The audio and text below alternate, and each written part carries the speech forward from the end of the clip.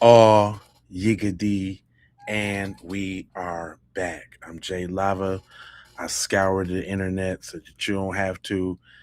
And now we got Nolan Montana.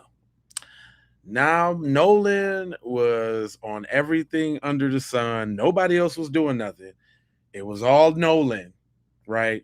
It was all Nolan. He was doing everything under the sun.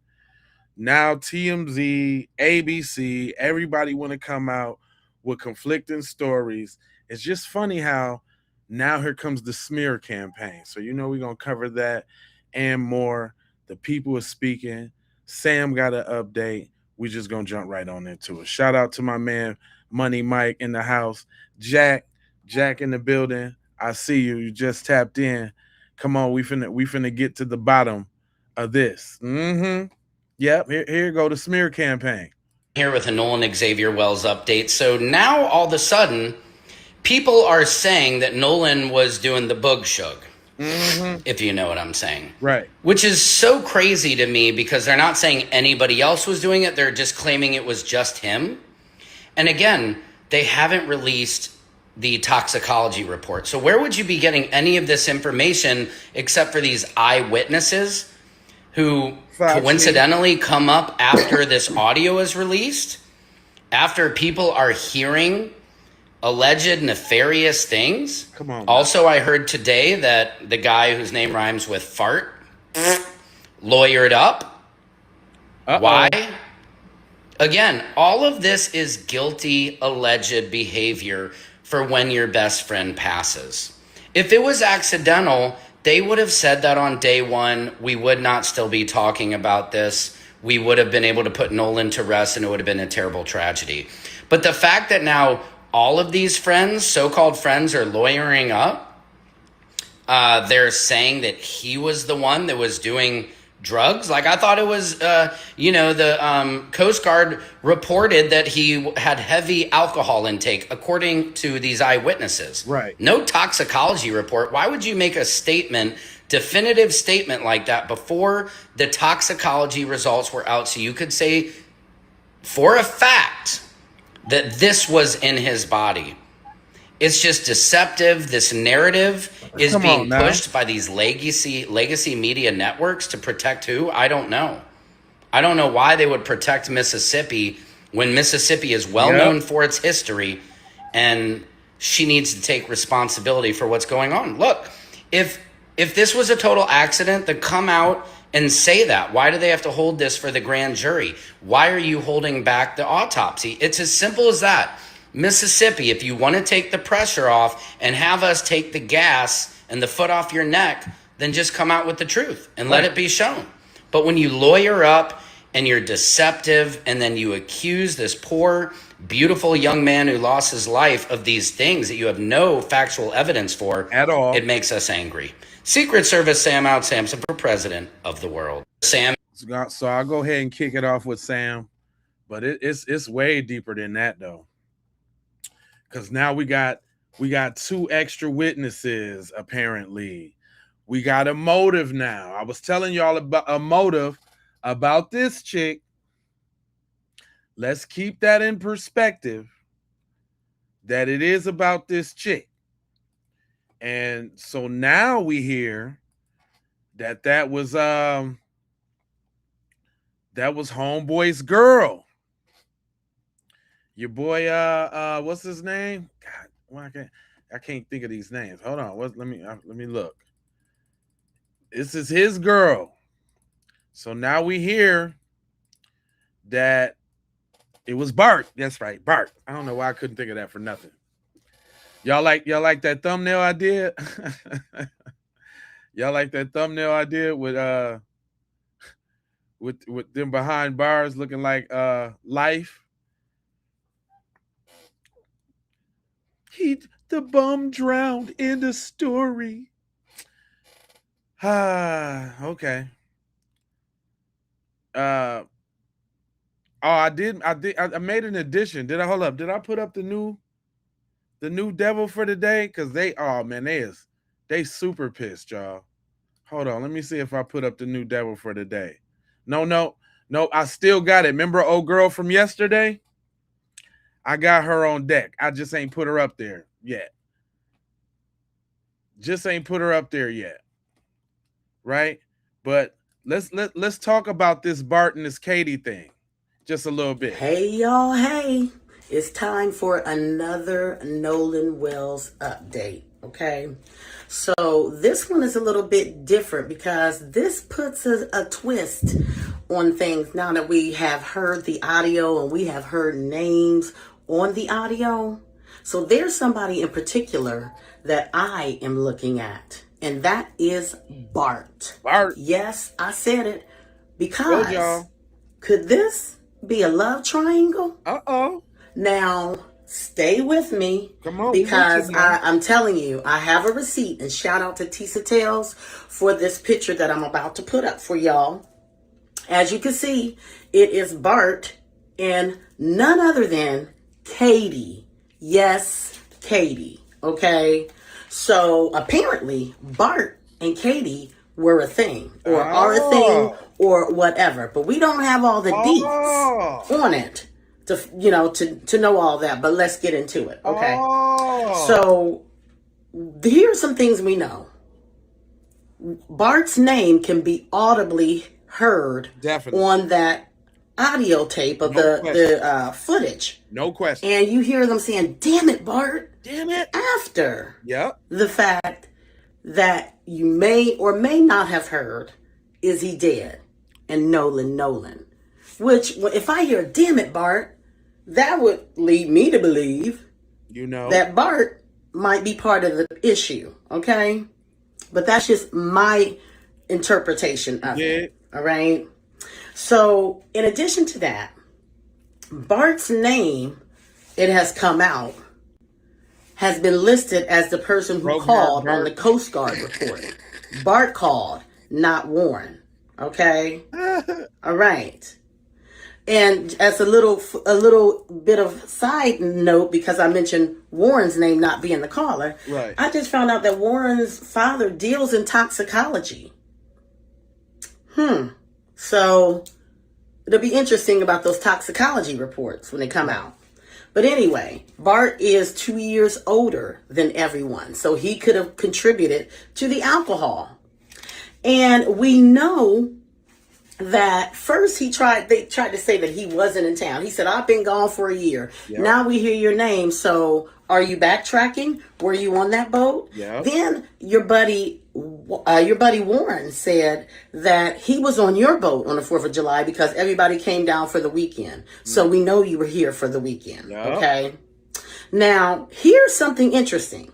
The pool party picture that everybody was saying was not from July 4th, that it is from July 26th or 27th, right? I believe it was the 27th. Right. Well, here's an interesting thing about Bart, and we need to find out where he was because he's in that picture, right? I didn't want to put it back up because then people be like, "Oh, you putting up fake information." But he's in that picture from June 27th. Well, on those same days, there was a fellowship for Christian athletes in Wyoming, a youth camp at the university where Bart goes. And it's a common practice for their star players to be youth camp recruiters for those days. Okay? So, he couldn't be, if that picture was from June 26th or June 27th, you can't be in two places at one time. No. Okay? So we need to find out where Bart was and if that photo really was from the 26th or 27th. And I'm not trying to bring confusion into this, but I'm just saying he can't be in two places at one time on the validity of that photo. But anywho, that just leaves me with two questions. How long had Nolan been talking to Katie? And then how long were Bart and Katie together? Is a good question. Were they on a break? What? When did Bart find out that Nolan was talking to Katie? That guy's piping down my girl. I'm gonna beat him, man. I'm gonna beat him to a pulp.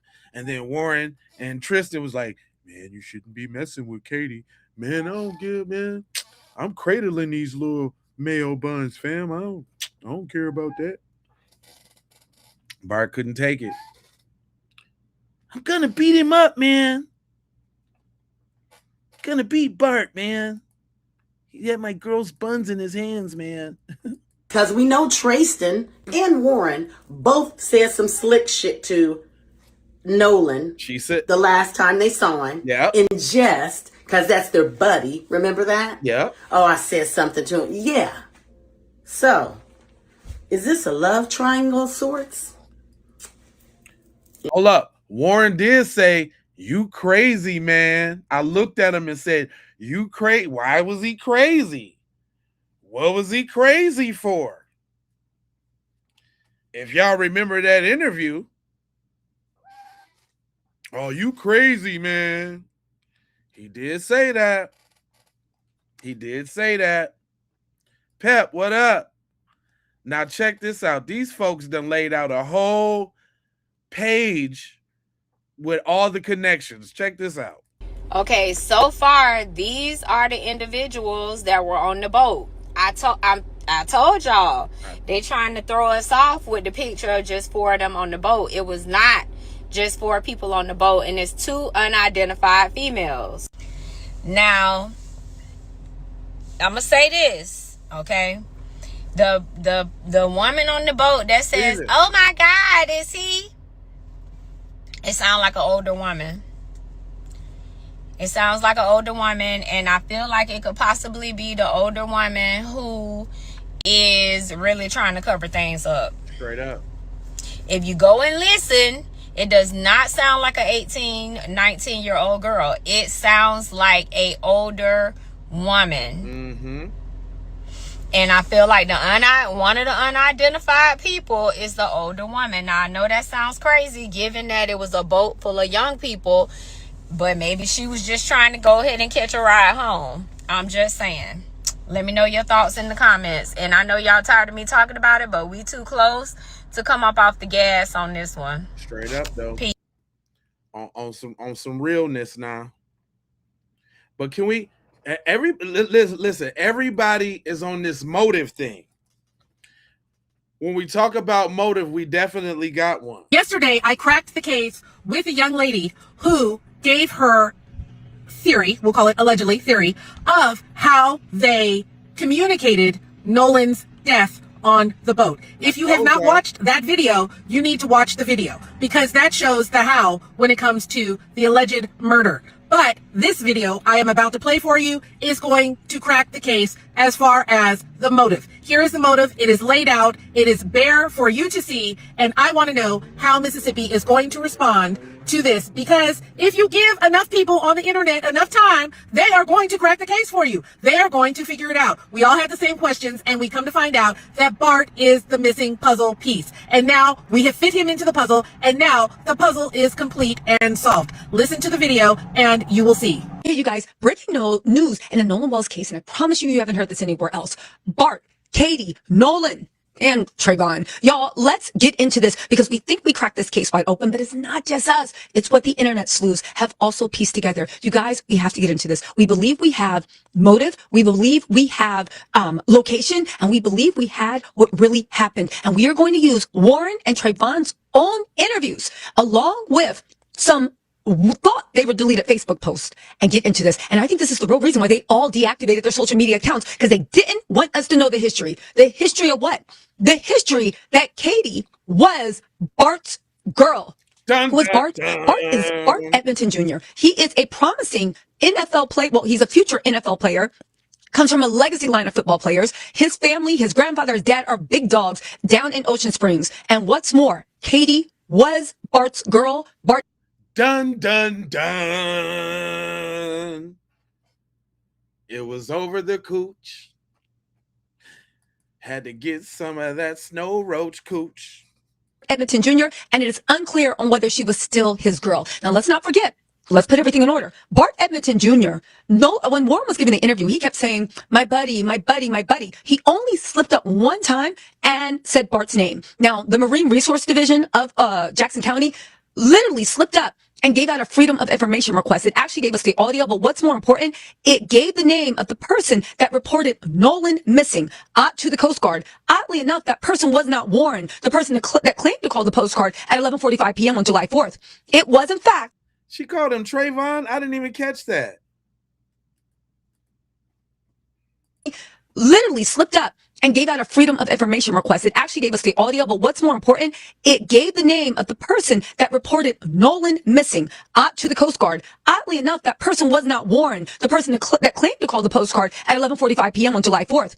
It was, in fact, Bart Edmondson Jr., who called, I believe they said it's at 10:05 a.m. on July 5th. Keep that in mind. Bart and Nolan were not known to be close at all. But what's more, it seems like they had a woman in common. Now, we do know from the audio, Bart was in the comment sections. I have evidence, but let me just give you the preview. Okay. Bart was in comment sections on people on either Instagram or Facebook being like, I've been in Montana for a year. What are you talking about? Trying to act like he wasn't down there on July 4th. Okay. The whole story changed when the incident report came out and his name was on the incident report as the one that reported Nolan missing. And even though you have been, not Montana, even though you have been in Wyoming playing football, you came home for July 4 weekend. Right. Now, let me get this, right? Someone posted a picture of Katie and Bart. Now, they tried to delete this picture, but everything lasts forever on the internet. They look.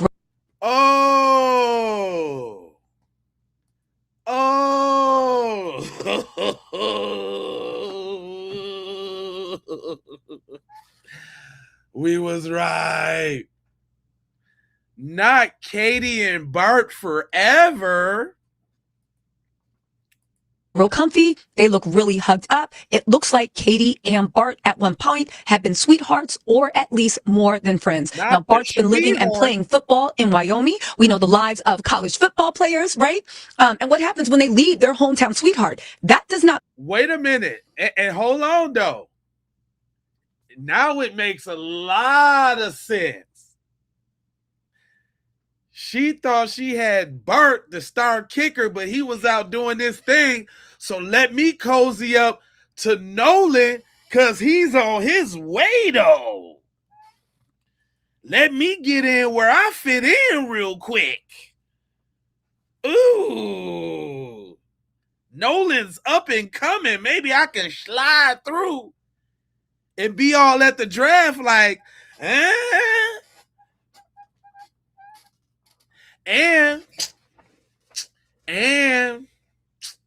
And that does create a little jealousy. She didn't go get a regular dude. She got Nolan. Who does Nolan think he is? Nolan? I'm way better than Nolan. You see my house? You see my boat? We're a tight-knit community. You're cozy enough. You're with Nolan? How dare you? I'm gonna kick his freaking butt right now.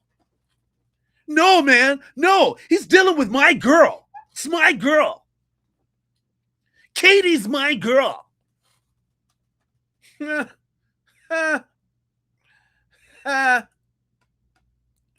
It's all starting to make sense, my friend. It is all starting to make sense, my friend. Let me let her cook out because this is good. Mean that hometown sweetheart is off limits when they go back home. Now listen to this. All right, let's start with Trayvon's interview, okay? Because everybody skipped over this, but this stuck in my mind. Let me give you my hypothesis. I believe that Nolan messed up being with Bart's sweetheart, whatever she is to him. Bart is big dog. He comes from a prestigious family. He's bound for the NFL. He's even sponsored by ESPN. He has big things in the future, which is why the town, I think, will collude for him. Come on now. It's all coming out now. It's all coming out now. I knew it would. Come on, tell it.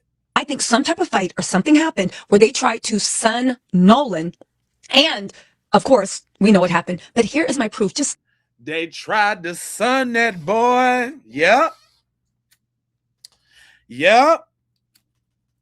The picture is being painted.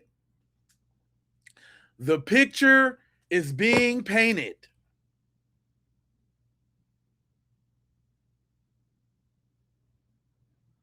Oh, this is wonderful. Oh, this is grand. Listen to me, okay? Listen to what Trayvon got to say. Mad. I was genuinely really mad. But the last time I saw Nolan, I was walking to the boat. This was before the fight. It's me and my old lady. We had just got out of a group of people. Nolan was walking towards Wyatt's boat. I was walking in the opposite direction towards my boat. Listen. And I dabbed Nolan up. I made a slick comment about something, actually about the girl that he was with. I made a slick comment to him. I was joking around, and I kept going. I made a slick comment about the girl that Nolan was with. What was that slick comment? Let's not forget Nolan was right next to the girl. Now I know what you're saying. Who's the girl? Of course it's Katie. If you don't want to believe me, let's listen to what Warren has to say. And not even 10 minutes after that is when I got into a fight. You guys get ready to leave out Listen to this. there, get towed out. Yeah. And then where's Nolan in this situation? Well, Nolan was, the last time I saw Nolan was 3 o'clock. And Nolan was cradling a girl in his arms, Katie. Katie. And Katie, Nolan was sitting there, and the last time I saw him, I looked at Nolan, and Nolan was like shaking his head and laughing, and I was like, dude, you crazy. I was like just joking with him. And, but anyway, Nolan, that was the last time I laid eyes on him. But when we were leaving.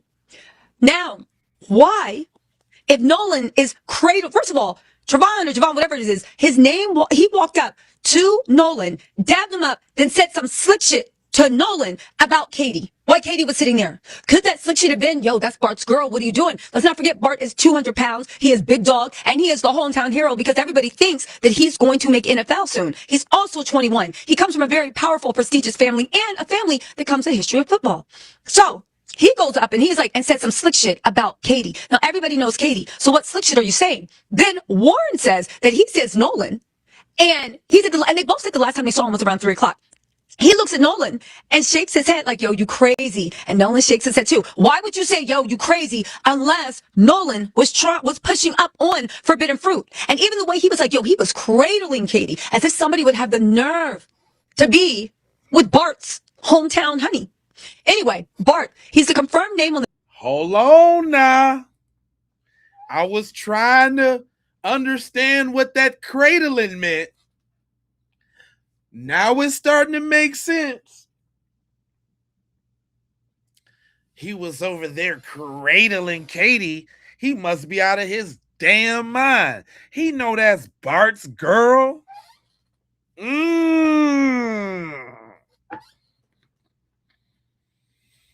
I'm just saying.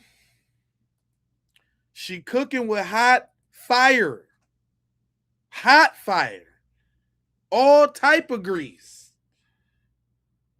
Wow.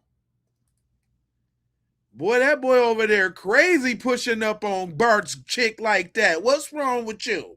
The missing person Coast Guard report. Why would Bart, who's not that close with Nolan, make the missing person report? Meanwhile, I'm sorry, why would Bart, who's not that close with Nolan, make the missing person report? Meanwhile, Warren is asleep to the point of show that his dad had to wake him up to be like, yo, what's going on?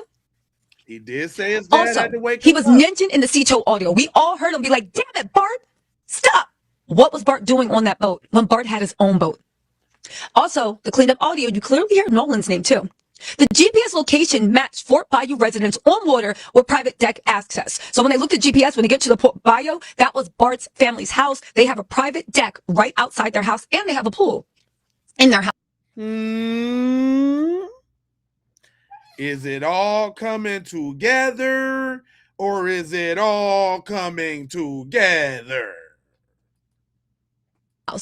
And there was an attempt to conceal involvement by claiming to be in Wyoming for 1 year. Also, he came out the gate, I've been in Wyoming, until the audio placed him as being on the boat. But there's more, you guys. There's more. There's more. Hold on. This is Bart Edmonston. He's number 18 for Wyoming.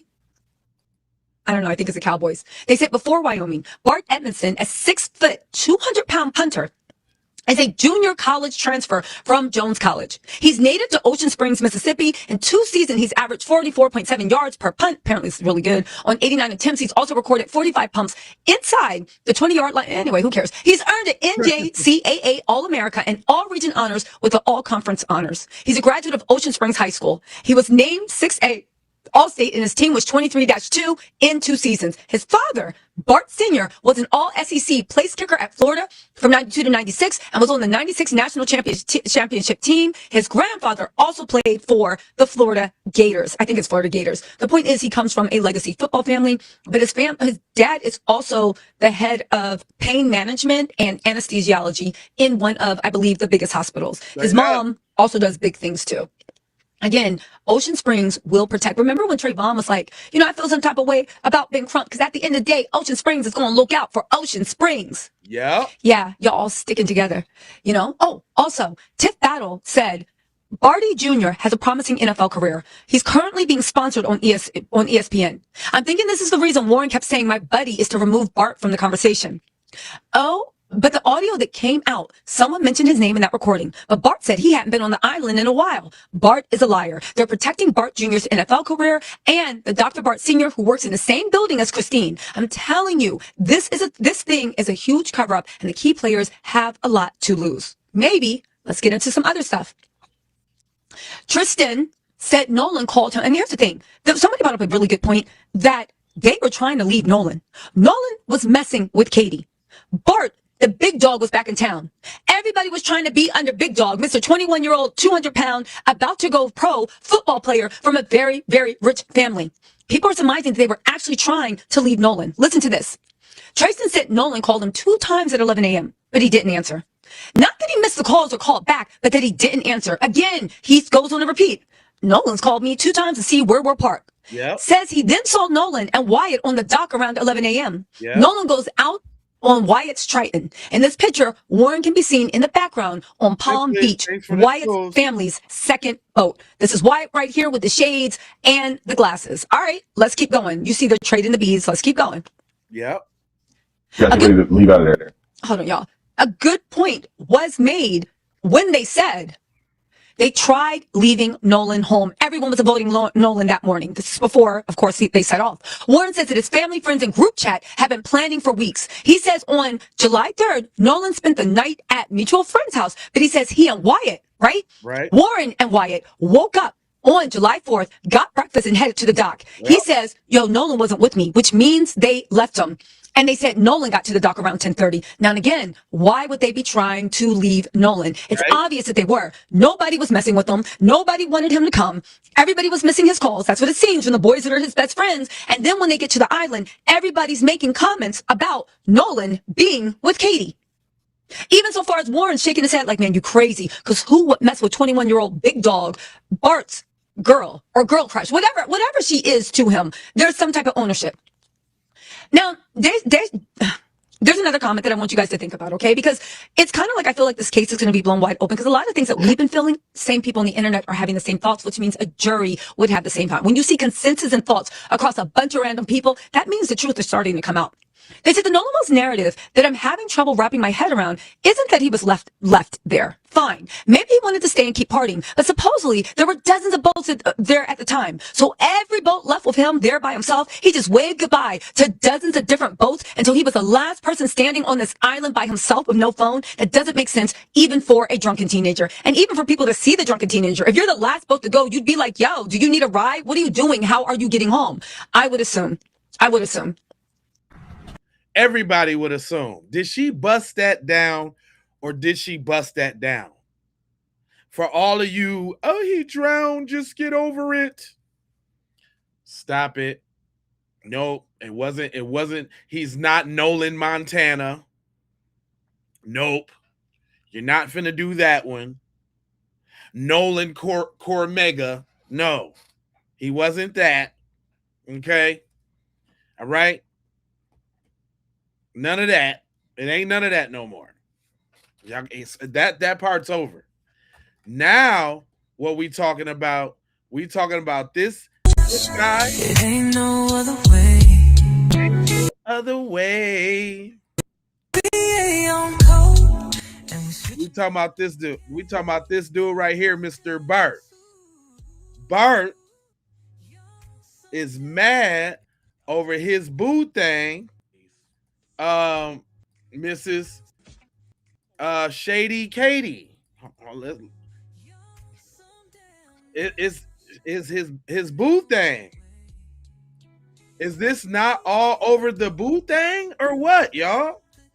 That's all I'm asking. Is it the boo thing or no? Or no? I think it's the boo thing. I keep telling y'all. So hold on, wait a minute. Ain't that what we've been saying from the beginning? Okay, sure. We might have thought it happened at the crib.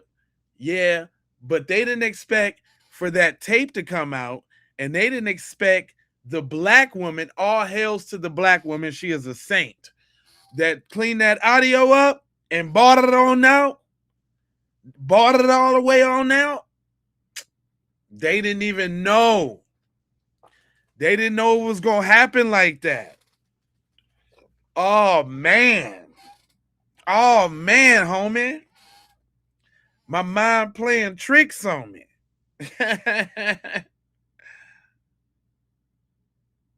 Marcatia, what up? Oh, man, homie. Is the mind playing tricks on me? Look, everybody got him caught up in the lies. Wait, what this officer knucklehead just said about Nolan is about to piss you off.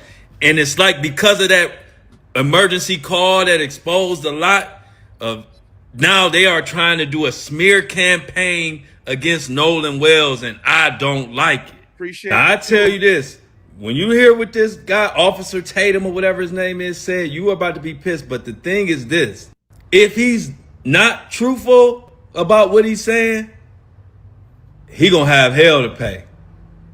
Listen to this. And someone close to Nolan, one of his friends, told me that this person was offered cocaine all of a and sudden rejected it from this person. All of a sudden. And I was also told, and this person told me that it's over 100% chance that Nolan was using cocaine during this period of time. All of a sudden. Now, it's always fitting when friends Nolan's friends will say they didn't take any coke, but Nolan did. Now, I will see when the toxicology report comes out, but it's just mighty funny. The person telling the story is always the one saying, I didn't have any. But where did it come from? If it was true, whether Nolan had it or not, but if somebody was running around giving coke to everybody, that would explain a lot why everybody being secretive about this fucking horny island. Horn, like devil horns. Did Bart supply this with his grown ass? Sound like if it. He did, this is you know Bart had the plug. You know Bart had access to the best of the best, allegedly. You know Bart allegedly had that Peruvian funk.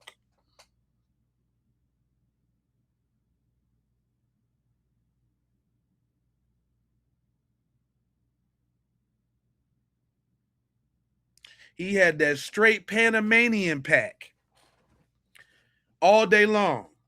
Stop playing.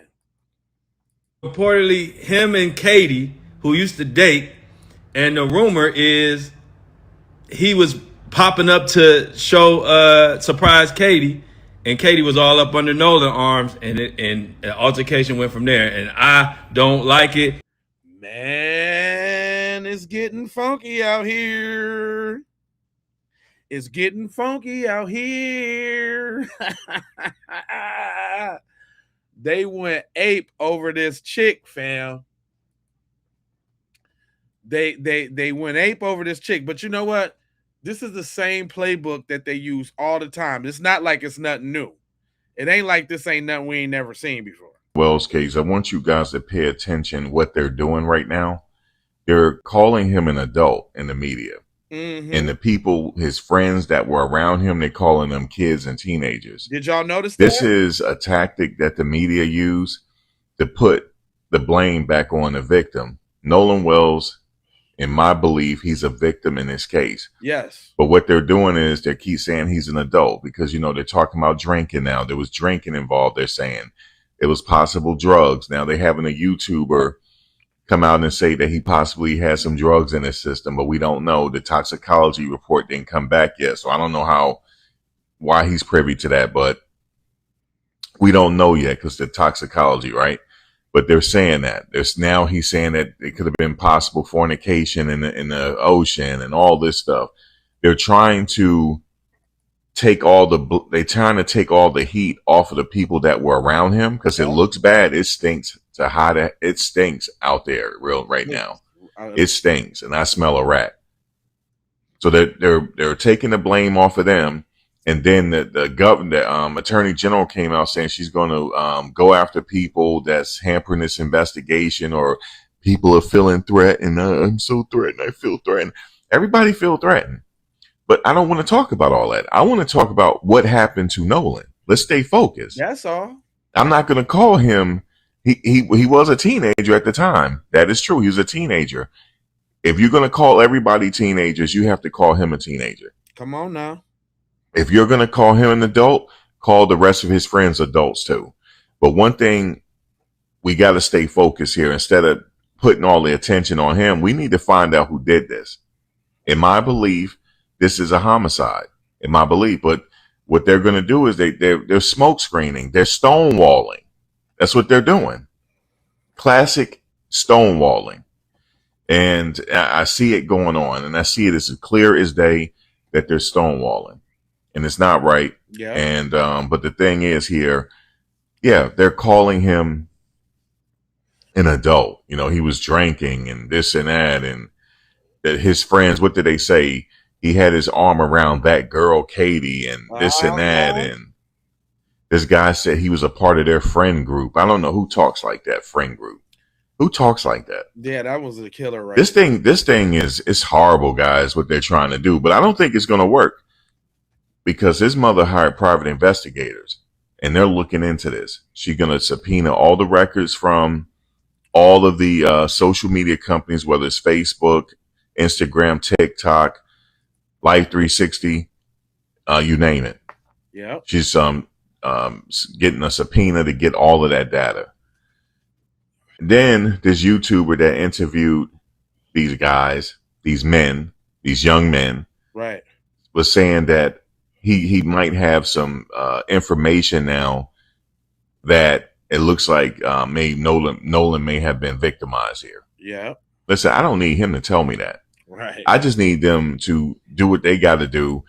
They can take all the time they want. There's no statute of limitations on murder. So if they need to take all the time they want to make sure this is right and solve this, fine. But to make up these storylines, we didn't know what's happened out there. We don't know. Even when I say I feel, and it's my opinion, that's what it is. I don't know for a fact, but I almost know for a fact definitely somebody did something. Yeah. And they have to get to the bottom of that. Yeah. You know, they have to get to the bottom of that right there. But to call him an adult and everybody kids in this situation, no, y'all not going to do that. The media, guys, is a very powerful entity that's been around forever, trying to shape people's thoughts and how they think. And this time it's not happening because a lot of content creators, they're making content around the clock. The media can't keep up with us. The traditional media, they can't keep up with us. Not with me. They just cannot.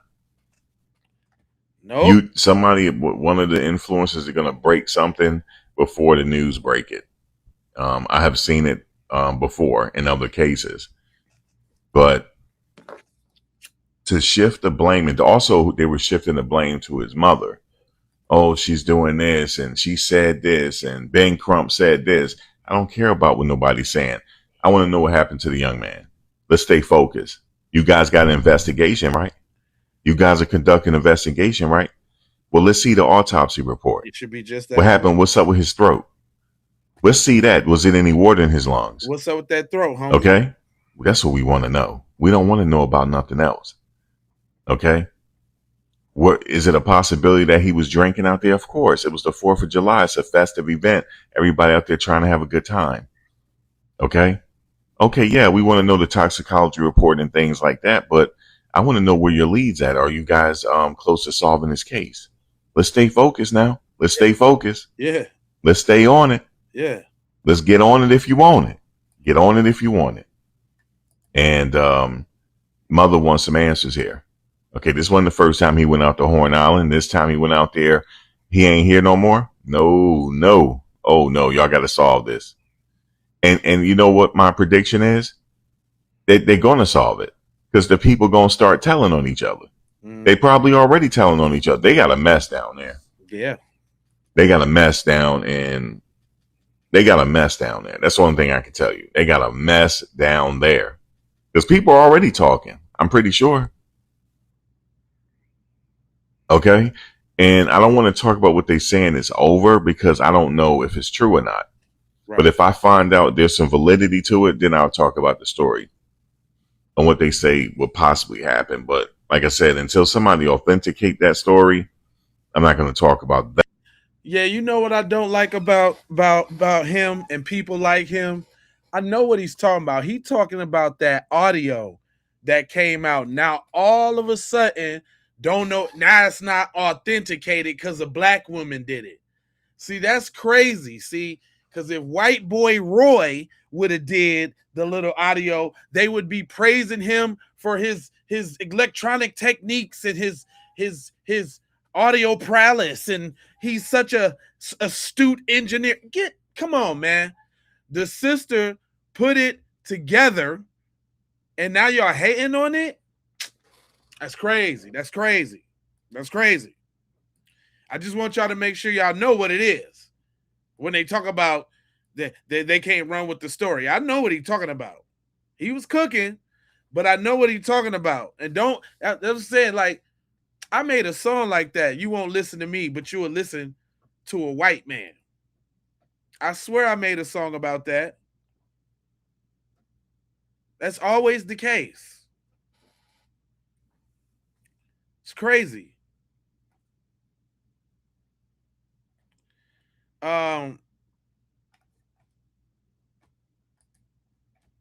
OG C Dilla Wink.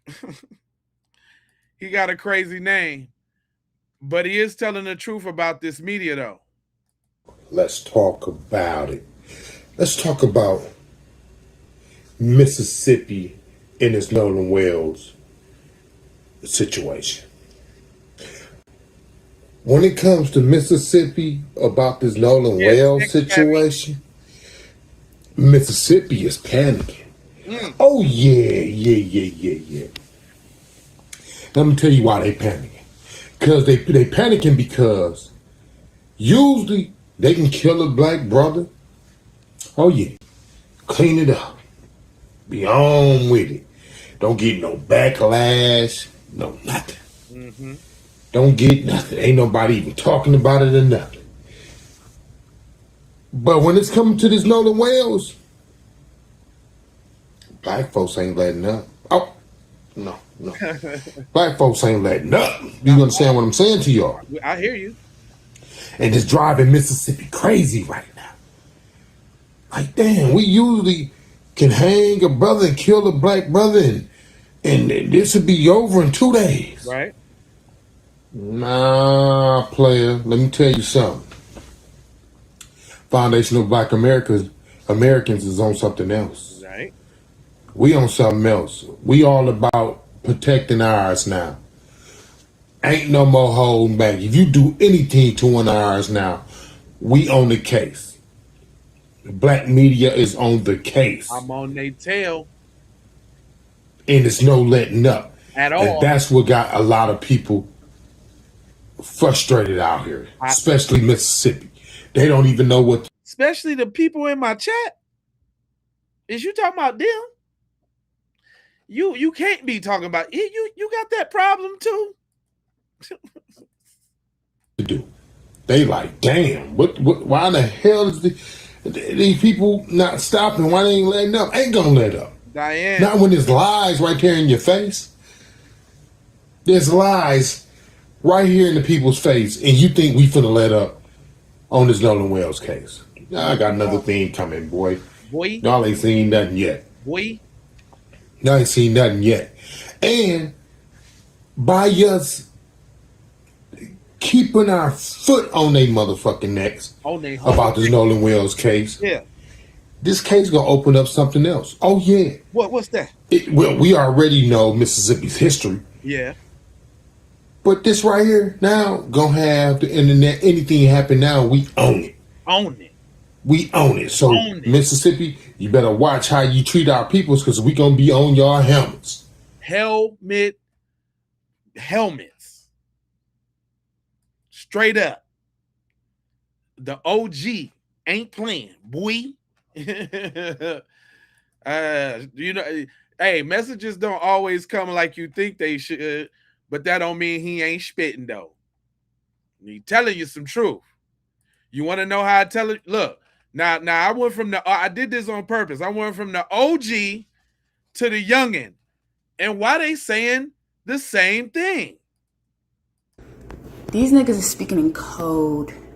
Yeah, that's cleanup crew. That's cleanup crew that anybody might, if you're not in on it, will not know that's what they're doing. They're not just placing themselves at a location that they're not to have a alibi that nobody else can verify, but they're talking in code so that the captain, whoever he's associated with, can be notified to go get the body so that they can start the cover up now. It's a system, y'all.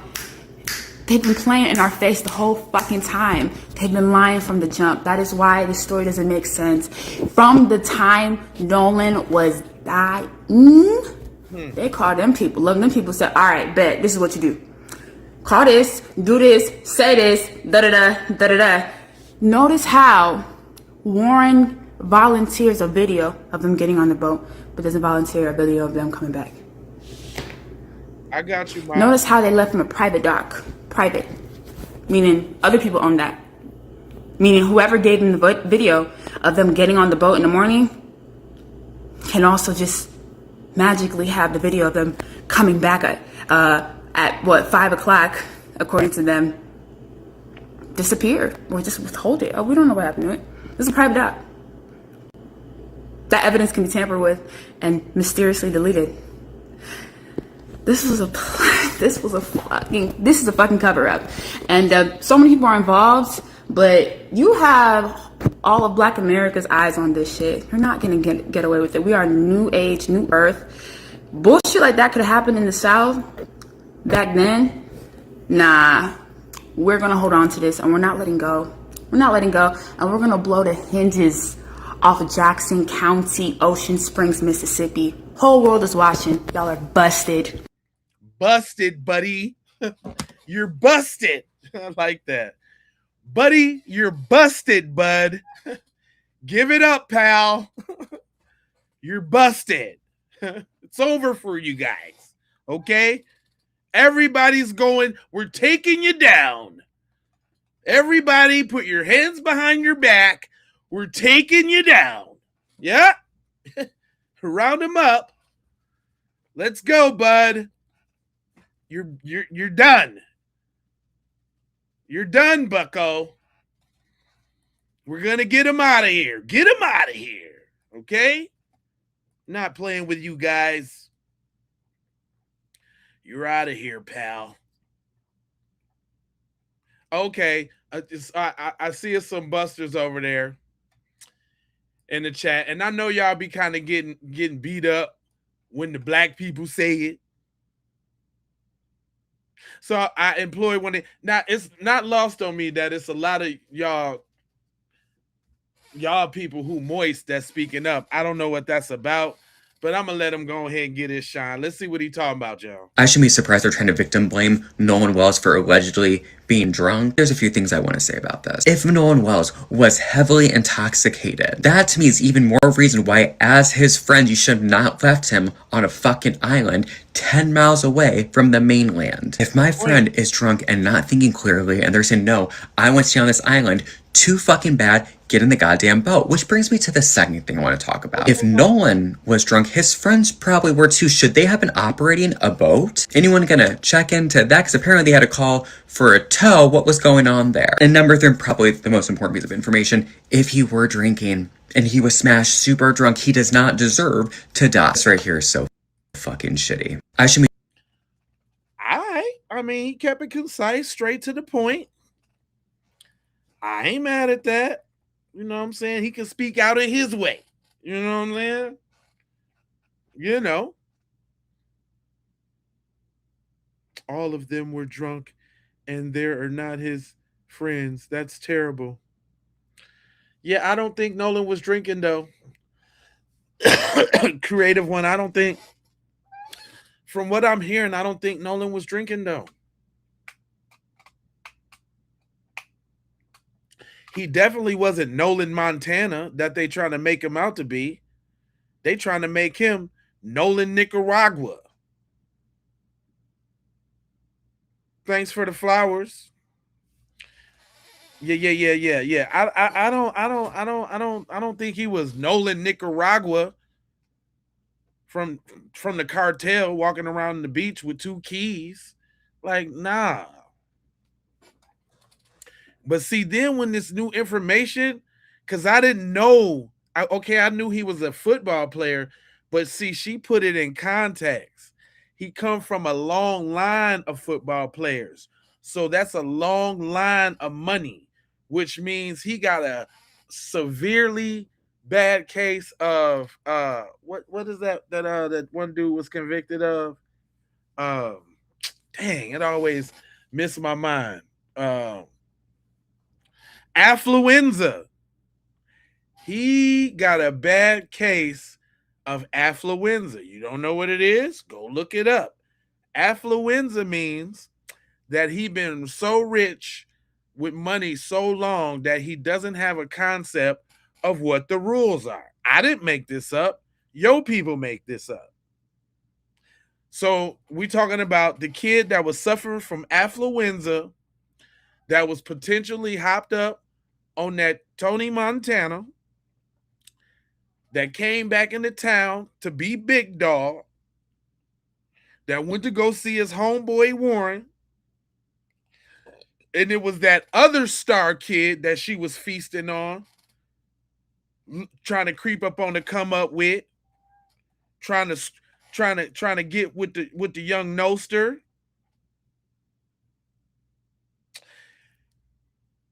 You know what? They might have even told him, like, man, I seen Nolan all booed up with your girl. That's what they probably did.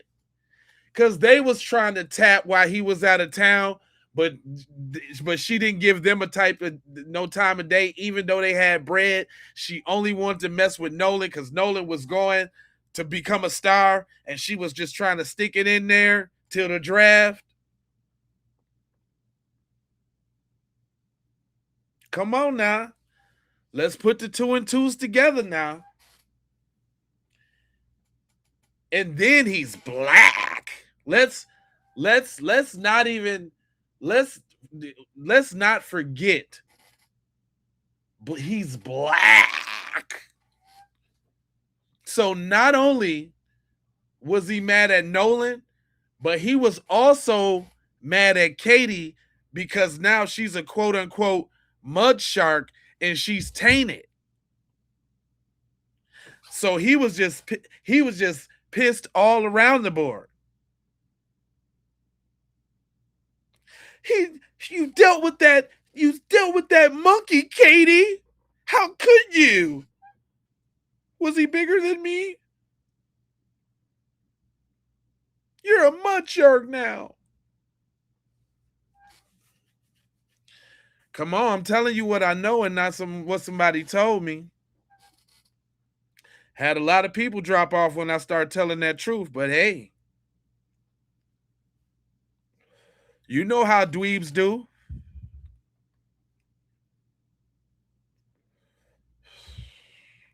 You know how the dweebs do. That boy, Tristan and Warren sat up there and told that boy, you know what? Warren was with your girl all day, or Bart was sitting back somewhere looking at Katie and was fuming. He just sitting, throwing back White Claws. Ugh, it's my girl, man. Ugh. Katie, man. She's with Nolan, man. Just white clawing his little self to death. And then I'm gonna get him, man. You get him on this boat, man. I'm gonna show him. They did 12. They told Bart they was trying to get on Bart good side. Remember, they said Bart was the man, the plug with the Drenuk. Look who they trying to protect. The man with the Montana. I told y'all. Didn't I tell y'all the last person that would be suspected was the one with the powder? I told you. They was trying their best, not to mention Bart. Bart was nowhere around. Bart was nowhere to be found because Bart got the plug and Bart allegedly got the drugs.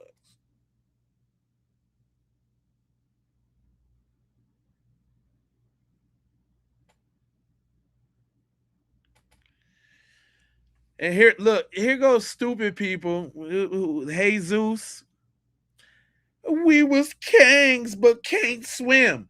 When did he swim, Jesus? Can you answer that? Or are you just saying dumb stuff? Can you answer that? At what point did this swimming happen? Before or after he was done cradling Katie's buns or got back on the boat? Where? Where was that? We was kings, but can't swim.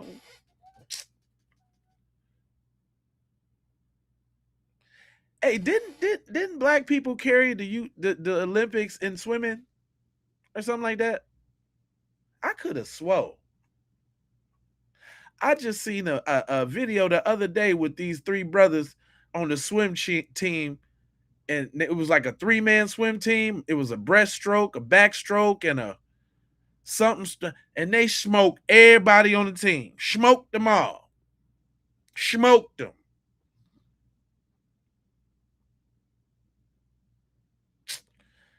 That's not true, bro.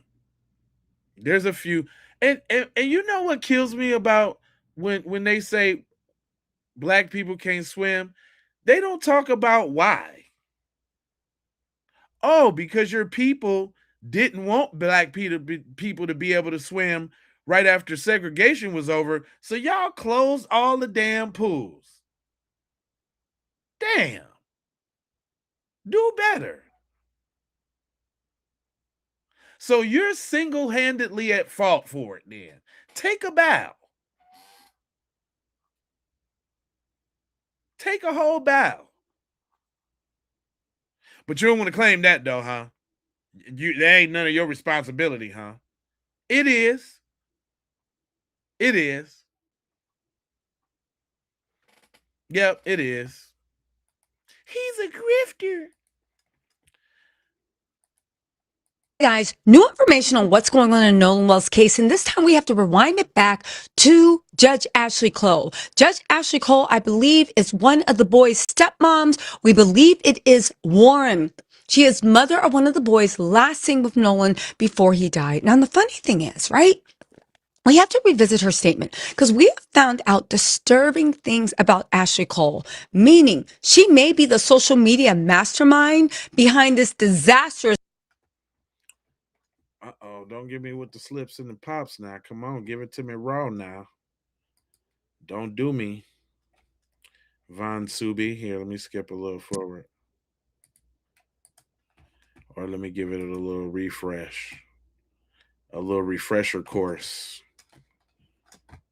And this time we have to rewind it back to Warren and Dr. Django. But there's even more. This woman knows what she's doing. And we looked into her, in our opinion, creepy past of the type of cold-blooded, maniacal things she does. And guess what? It's not just against Nolan's family. It is against other families. Okay, let's get into the evidence. Because when you hear this, you're going to know 100%. I believe that she is one of the ringleaders in the cover up, and she was advising Warren and everybody else to say that Nolan voluntarily departed. So not only to escape potential charges of whatever happened to Nolan, but to make sure that it could not come back and hit the family in a wrongful death suit that could possibly bankrupt them. I know it's a lot of stuff I'm saying, but I think I have evidence. You guys, let me know what you think. All right. So it all started, what made me look into her is this post, right? She said, yes, I deactivated. Oh, come on with this.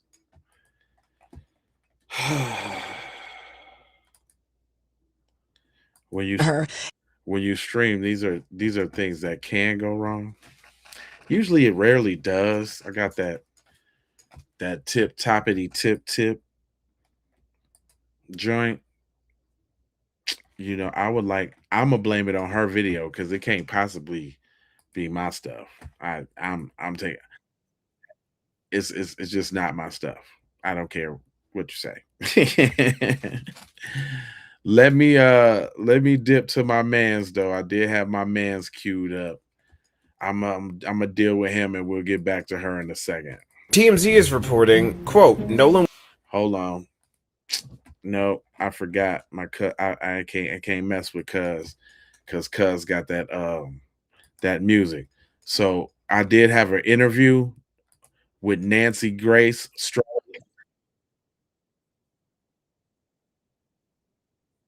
Then now I want to come back once I'm off of it. But no, we finna go. I had this interview set up with Stephen A and Nancy Grace talking about it.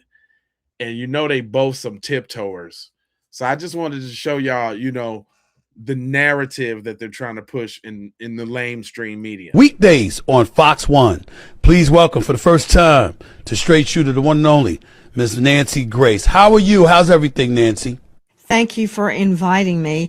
That's a very tough question because all day long I investigate and analyze murder and mayhem.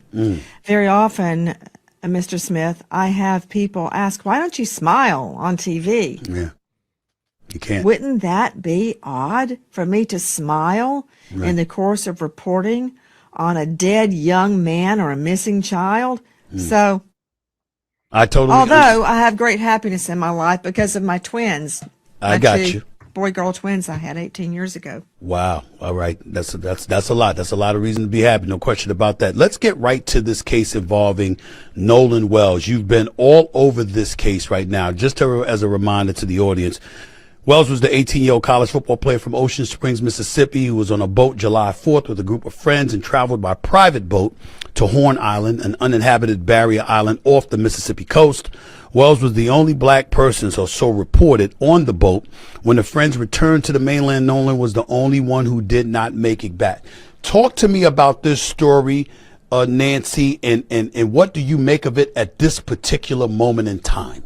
I think that it is very murky, and I do not understand, Stephen, the demands on all platforms for the investigation to be shut down. Is it possible Nolan Wells died by accident? Yes, it's possible. Is it possible that there was foul play? Yes, that is possible. And I don't believe the investigation should be shut down until we know the answer to that. I have 2 children, both the age of Nolan Wells. I would be lying on the courthouse steps screaming for justice if the investigation into a death related to them was shut down before I had answers. So I don't understand where all the hate is coming from. Who specifically is calling for the shutdown of the investigation? Just to educate my audience. Well, go online. There's any number of people, thousands of people that think that, quote, this was an accidental drowning. Why are you doing this? You're a race baiter. You're fill in the blank. This has nothing to do with what color his skin was. This has to do with an unanswered question. During my prosecutorial career, I very often was the only white person in the courtroom. That has nothing to do with Lady Justice.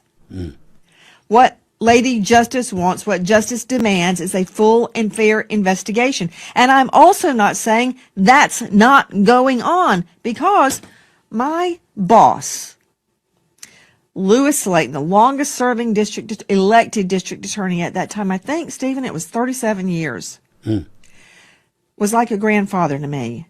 He was very strict, no one to speak to the press. It could ruin the case. I always had the same answer when asked. I believe a Fulton County jury will render a verdict that speaks the truth. Because I did believe that. We are not owed an explanation from law enforcement as to what they are doing. However, there are a lot of questions, specifically, Stephen, regarding the autopsy. The initial autopsy has remained. She's such a fence strategist. However, under seal. We don't know what the answer was. The family, understandably, sent Nolan's body hundreds of miles away for a second opinion. When that doctor got the body, the lungs and the throat were missing. I understand why the lungs were missing, because this could have been a drowning case. But why the throat? What was there about Nolan's throat that piqued the interest of the original medical examiner? That leads me to speculate. Was there bruising? Was the hyoid bone fractured? Was it broken? Was it dislodged? Is there possibly bruising on the strap muscles? Is it indicative of a blow? We know on the back of the head, that's your occipital bone on the back of your head, about where your hairline would start, that there is deep red discoloration under the subcutaneous tissue. What? Is it from a blow? Is it from diffusion of the blood post-mortem? I don't know. But none of it is good. So I need answers before any investigation is going to be shut down. What do you make of those who have said, I remember Officer Tatum, a conservative podcaster, very popular, over 3 million subscribers. He's been on a warpath, going down, talking to some of the people that were there with Nolan Wells, white individuals. He's saying that evidence is showing that they departed. When they departed, Nolan Wells was alive, and you know what? They may have had absolutely positively nothing to do with this. The evidence shows that.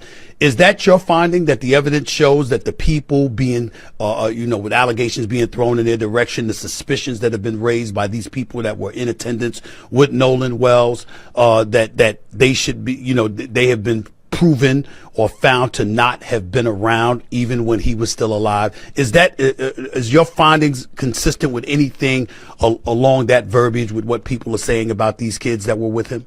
Right. No, I don't know the answer to that. They say Nolan chose to stay behind because he met a girl he wanted to talk to named Katie. That girl has spoken through her sister, we are told. And she says Nolan told her, I'm going back with my friends. So who am I supposed to believe? I don't know for a fact that what the boys are saying is true. Right. I don't know for a fact that what the boys are saying is false. I do know they called Ceto, S-E-A, second word T-O-W, and said that their vessel was sinking. But yet they continued boating around in it for hours after. Come on, right? Is there an innocent explanation? Maybe. Maybe they thought it was sinking. They found the problem and they fixed it. Now, specters have been raised about audio suggesting Nolan had been on the boat on their return. I don't know if that was doctored. I don't know if it's real. I do know this. He went to Horn Island with... Man, that is a crock of bullshit, though.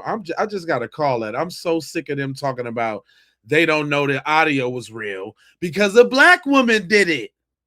That, man, that is crazy. And then other Negroes don't want to admit that it's real because YT people don't think it's real. Shout out to everybody that's on TikTok. If you're on TikTok, come over to YouTube so you can comment and be a part of the conversation. But I am sick of that. I am so sick of that. That's so it's so the marginalization of black people is so crazy to me. Just because a black person did it, it has no validity. I don't know if it's real. Girl, it's the tape that them folks released, and she took the cutoff. What's the now? Because she took the cutoff off the official release. I don't know if it's real. I don't know if it was doctor. Come on, man. See, that's that disingenuous, that's that fence riding. She is an audio tech. That's what she do for real life in real life. In real life, she do that. Masterful job too, might I add. And they did, this is, the shorty was right. This is 2026. They don't expect people to think outside the box and use all of these tools out here that's available. No longer do we got to wait on y'all to produce justice. No, the sister, out of the kindness of her heart, put that thing together and got it on out here for us.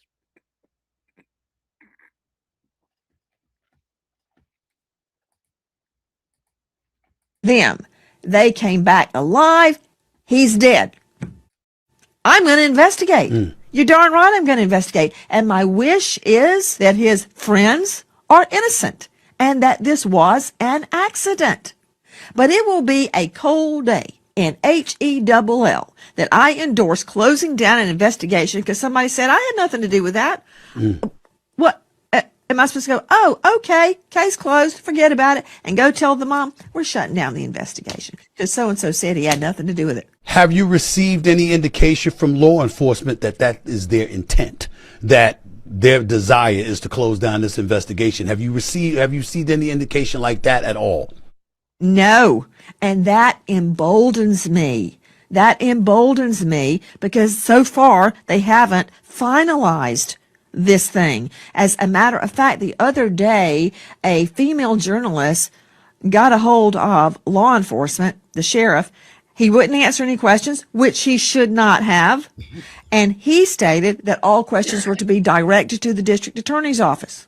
I expect what they'll do is this, Stephen. I expect that they will call in a grand jury. A grand jury has two purposes. It can be a charging grand jury. I presented hundreds of cases to grand juries to get an indictment. It can also be an investigative arm. It can subpoena documents. It can call for witnesses. It can question them. It's an investigative, a fact-finding grand jury. They may do that, or they may be able to do it on their own without calling in a grand jury. But I believe that law enforcement will do the right thing. Much has been made of the fact that Crump, who is representing Nolan Wells' family, turned down. Nancy. I think that law enforcement is going to do the right thing. When have they ever done the right thing, Nancy?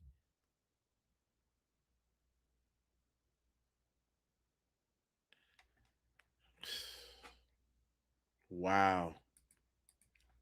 Down a request, an offer to bring on scent dogs and cadaver dogs to the boat. Well, I've got to just swat that down right now. Crump, or the Wells family, doesn't have the authority to allow anybody on that boat. It's not their boat. I've also learned through the grapevine that the boat has been searched. I would like to get my hands on that GPS nav system. I would like to find out if cadaver dogs were brought onto the boat. I would like to get a hold of Katie and question her. And I would like to ask each one of the boys separately what happened. And I'd like to give them a polygraph. Is that so wrong? That's what I would be doing right now. Nancy, I don't think it's wrong at all. And with those questions that you're asking, I think all of those are very important, very, very significant questions that need to be answered. What's the resistance to getting those answers? Is it law enforcement saying it's an ongoing investigation? You're not entitled to know things until we tell you to? Is it the family getting in the way? Is it the Wells family picking and choosing who they want to investigate matters and they're interfering in their own way? What's this mess that seems to have been made of this case? Where does fault lie, if any at all, in your estimation, as to what's impeding progress in this investigation from taking fold? Stephen, I believe a lot of people desire controversy. I think that there are people out there that want to spin it out for their own gain, be it fame, be it money. And I cannot relate to that. I'm a crime victim. I am a victim of violent crime. My fiance was murdered shortly before our wedding. It changed my life and my family's life forever. It even affects me now, how I raise my children every day. I can't lay fault at the family's feet. I can't do that. I think that hate, racial hate, is being stirred. The pot is being stirred. And people are coming out. I looked at my Twitter the other day. I wish I hadn't. With the worst slurs. They're not, usually people will try to hide it. They're putting it in writing. It's just anger and hate, and is boiled up in the form of this case. And I pray to God that we will get justice regardless, notwithstanding all the hate. I don't know where it's coming from. I can't identify with that. But I can tell you this, we're not letting go till we have an answer. Your thoughts on the Wells family. Some people who wanted to point the finger at them, and I just find it to be wrong. I'm not looking at the family who lost their son or lost their sibling. I'm not looking at them. I'm not trying to look at them in any negative way. But there are people that have looked at Crump's presence. Civil rights attorney. Obviously, he's represented white clients as well as black clients in the past. The family brought him in. They brought up Al Sharpton eulogizing Nolan Wells at the funeral. They brought up these kind of things to. I don't know. John, hey, if John puts something like that in the chat, and get him up out of here. Mike, whoever up in here, keep y'all eye on John Capo. Matter of fact, we don't need that type of stuff in the chat now, bro. Slow your horses now. Say that, the family, if not the family, those connected to the family, are stoking these thoughts that you just articulated. That's a very, very big concern to you. What are your thoughts about that when the Crumps of the world, the Al Sharptons of the world, even though he just eulogized them at the funeral, he's not necessarily involved in the legal process. Their involvement in something like this, what does that do for or against the case in your estimation, based on your experience reporting on these potential crimes, allegations involving such manner? I don't care. I care about one thing. What happened to Nolan Wells? I don't care if Al Sharpton is stirring the pot. I don't care what people say, the rocks they throw, the slings and the arrows. Don't care. That's real. That does not dissuade me from finding out what happened. Now, sometimes people seek refuge. How do I know the family didn't know who to contact? How do I know Crump or Sharpton didn't contact them? And they said, yes, help me, please. Maybe they thought an injustice was going down. I don't know why they chose Crump. I don't know why they chose Sharpton, but I can tell you this is not a Miss Congeniality contest. Nobody's going to get crowned Miss Sweet Potato at the end of this. Mm-hmm. Everyone will get hate mail. Everyone is going to get threats, and everybody will be disliked. But in the end, we may find out what happened to Nolan Wells. So go ahead, sling mud, attack Sharpton, attack Crump, attack me, attack the family, attack the boys that were out there that day. For all I know, they've all passed a polygraph. I don't know that, but I do know I don't have answers. So you don't know that. Why would you even throw that out there to try to throw some tidbit of credibility their way? You little fence straddler. She's definitely a fence straddler. She's like a double speaker. And a young man the age of my son and my daughter is dead. That's all that matters. I don't care what Crump or Sharpton scream into a microphone. Irrelevant to me. I only care about the facts. Let me be more specific. What I'm getting to is, does the presence of individuals like that based on your experience, assist in expediting the process to get closer to the truth? That's what I'm wondering about specifically. I think it does, and I'll tell you why. Whether you like Sharpton or you have to hold your nose, you don't like him, don't care. But guess what? Every TV was turned on this case because of Crump and Sharpton. You know how many cases I've investigated and nobody cares? Their names are forever lost. Nobody knows their names. Nobody cares. But because those two jumped on the bandwagon, or hitched a ride on the bandwagon, I don't know which is true, now there is focus on the Nolan Wells case. And I say, fine. Authorities have said they suspect drowning. How do you feel about authorities coming out without the investigation being completed? I'm thinking about your former boss, who was like a grandfather to you, that told you don't go to the media until it's absolutely necessary. Timing is everything, et cetera, et cetera. I'm looking at authorities coming out and saying they suspect drowning. I think that's a very presumptive statement to be coming out of their mouth. Wouldn't you say? I don't think there should have been any comment at all. Right. If they had to say something, it should have been along the lines of, we are investigating the case to our fullest ability, and we are open to any information, any help that we can get, and we will find the truth, God willing. I think that's what I would have said if I said anything at all. Maybe they did suspect drowning at the beginning, but they should have kept their pie holes shut, because we don't know that it was drowning. Now, the fact that the first ME took the lungs suggests to me that there may have been water in the lungs. That doesn't mean foul play was not involved. How do I know he wasn't hit on the head and thrown over the side? Do I think that's what happened? I don't think anything one way or the other until I have the facts. His friends could be completely innocent, or they may know more than they're telling. We have to find that out. And the only way to do it is by applying pressure. And in my estimation, the authorities being a bit presumptuous and ahead of the curve and saying they suspect drowning and articulating that, it's almost like their wish was to aim you in a different direction, and the direction towards innocent for these boys. Because why would authorities come out so quickly and just say such a thing? That's just my thinking. But I'll ask you this as well. Your thoughts real quickly about the independent autopsy compared to the original autopsy. Your thoughts about that, if any at all. Oh, I've got plenty of thoughts, Stephen Smith. Plenty of thoughts. First of all, they both are inconclusive. I don't have the first result, so I don't know. The second one is deemed inconclusive. Why? Because the second examiner does not have the throat or the lungs. So a full investigation, an autopsy cannot be completed, because this is what they've got to do, and I've seen them do it. I told you about the red subcutaneous markings under the occipital bone. Yes. All right. Now, how do I know that's not from a blow to the head? Okay. How do I know that's not from an accident?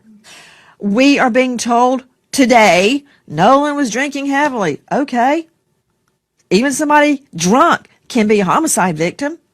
Even somebody drunk can be a victim of an accident. That means nothing to me. Everybody out there was drinking. So what, I'm going to be angry because the victim was drinking?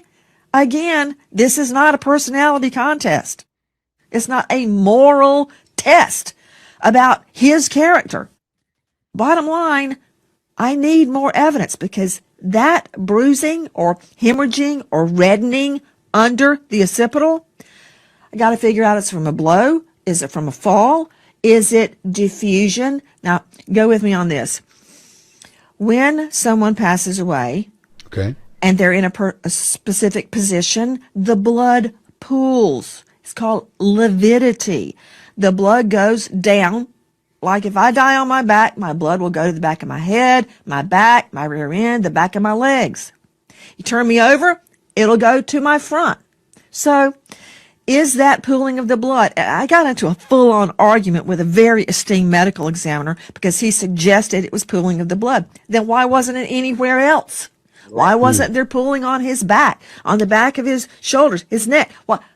Why is it just pooling here? So I've got a problem with that theory. Here's a problem with my problem. It's very complicated, Stephen. The neck, if it was injured, is very diffuse with blood.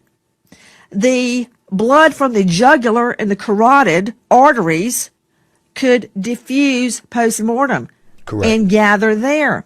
So what they've got to do is get that tissue, the tissue from Nolan Wells's occipital. But he was found face down though. So where would the pooling be on the back of the neck though? Come on now. Let's not forget, all the facts are out here. That's a fact. Whether he was clothed or not clothed, he was found face down on the beach like he was sleeping with his leg out, right? Bone around it.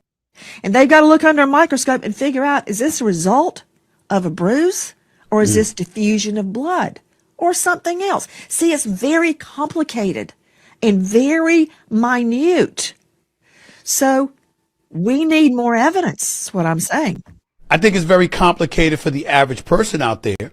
I don't think it's that complicated for you. I don't think it's that complicated for a medical examiner if you have his body. Nigga, it ain't complicated for me neither. What are you talking about? I hate when the media try to talk like don't nobody know nothing unless they put a label on them. What are you talking about?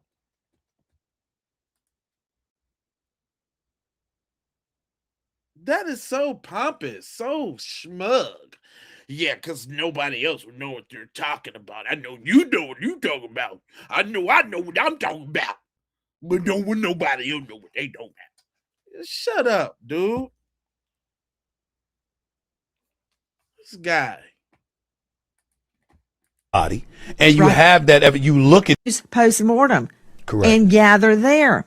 So what they've got to do is get that tissue, the tissue from Nolan Wells's occipital bone around it. And they've got to look under a microscope and figure out, is this a result of a bruise or is this diffusion of blood or something else? See, it's very complicated and very minute.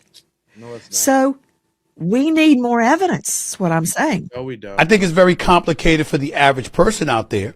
No, I don't think it's that complicated for you. I don't think it's that complicated for a medical examiner if you have his body and you have that, you look at it and you can see what it is. To me, it just seems some resistance, I don't know from whom, to make sure that becomes public knowledge. I think that's where I think that's where the challenge lies, not in figuring it out. I think the challenge lies in us getting them to articulate what they figured out, Nancy. That's where I'm at with it. Now, you're saying what they figured out, because I don't think the second examiner has figured out anything because he doesn't have the lungs or the throat. I'm talking about the first examiner. examiner. That highway bone. I'm talking about the first examiner. Okay, yeah. There's one holdout on that I could see justifying the delay, and that's waiting on toxicology. Were drugs involved? Because what if, and I have no evidence of this, what if he had used drugs, fell in the water, and drowned? But they didn't tell you that, Nancy. They didn't tell you. Thank you, Steve. What if he was Tony Montana? He had kilos. He's so dope on the West Coast. Like, shut up, Nancy. Nancy's playing them games, fam. Nancy's playing a whole bunch of games. She looked like an older Megyn Kelly. She's playing straight games. The lungs or the throat. I'm talking about the first examiner. examiner. That highway bone. I'm talking about the first examiner. Okay, yeah. There's one holdout on that I could see justifying the delay, and that's waiting on toxicology. Were drugs involved? Because what if, and I have no evidence of this, Well, then why are you saying it? he had used drugs, fell in the water, and drowned? But they didn't tell you that, Nancy. Toxicology. They didn't tell you anything about the if he did use drugs, he could still be a victim. But they didn't tell you. I'm saying, Even if he did use drugs, even if he was Nino Brown, even if he did take over the Carter, this biatch, she low down dirty for that. Even if it was Pablo Escobar, even if he did have him for cheaper than 17.5, what? This Nancy broad, you gotta watch her. You have got to watch her. She's throwing out little dog whistles so some of the white people will still watch her little program. That's what she done. And the average person out there, they didn't even tell you about we're waiting. You couldn't say we're waiting for the toxicology report. I mean, if you could sit up there and say we suspect drowning, couldn't you have said we're waiting for the toxicology report? You didn't hear them say that, did you? Yes, you could. I have not heard that, and you're very correct. That could be released. It's pending toxicology. If he's so correct, then why did you take the opportunity to paint him out to be the biggest Nino Brown of them all? You see how that whole little conversation played out right there?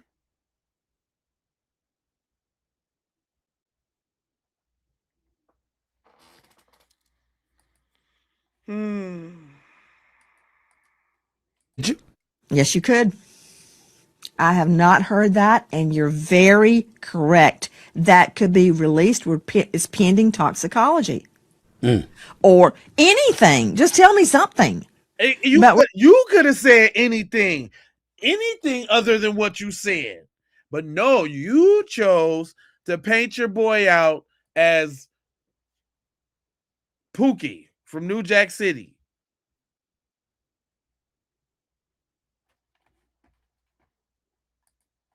We're getting nothing. And again, it's not their duty to tell us anything. And now all of a sudden, it's not their duty to tell us nothing.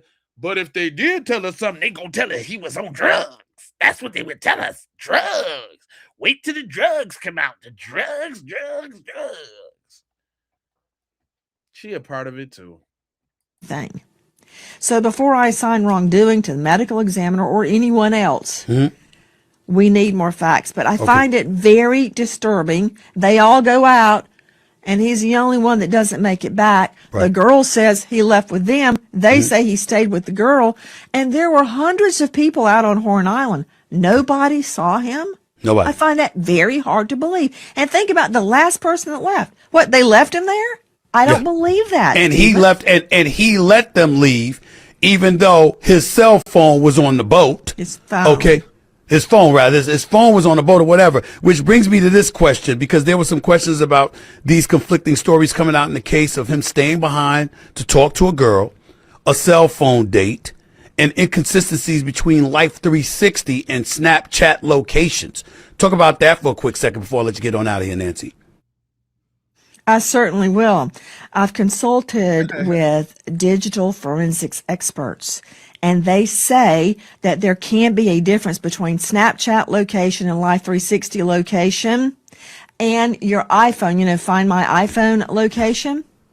Yes. So we have to make these things jive, and we may learn something nefarious or not. Now, we're also being told that there was no cell coverage there. I don't believe that, because the young man out on the boat called Cito, and I could hear him just fine.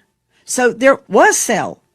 So the mom was concerned she didn't see any Snapchat or anything going on during this certain period of time. So we have to, and you can look, Stephen, even if you delete and you delete it from deleted and it's not stored in the cloud, can still find out if something was deleted, because it leaves a trail.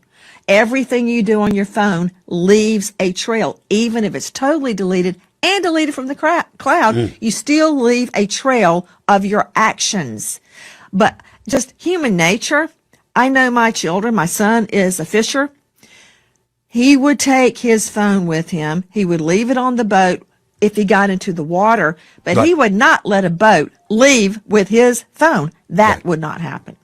I'm just telling you that. All of this has just heightened my level of suspicion, to be quite honest with you. And the fact that you've said all the things that you said here in this interview, Nancy, has made me even more suspicious than I was before I started the interview, because I didn't know a lot of the details that you were kind enough to provide to myself and my audience. So I thank you for that. Hopefully this case, hopefully we'll reach a resolution with this case much, much sooner than later. I'm concerned. I'm praying it was an accident. I'm praying it was an accident. We can't bring Nolan back. That's right. We can find the truth. Uh-oh. Oh my gosh. That was a dog whistle too. That was a huge one. We can't bring Nolan back. Wow. Truth. The best outcome would be there was no ill intent. That is my prayer. Absolutely. Let me move on to this case quickly before I let you go, involving Brian Kohlberger. The case of Kohlberger is back in the news. He's the man convicted of killing 4 University of Idaho students in 2022, who now wants to take back his guilty plea and go to trial. And that's y'all folks over there in the chat. You see what they about to talk about? Yo folks again. Yo folks. Why y'all ain't doing a space about that? Y'all ain't doing a space. I'm looking to go join a space that's talking about this. Kohlberger is back in the news.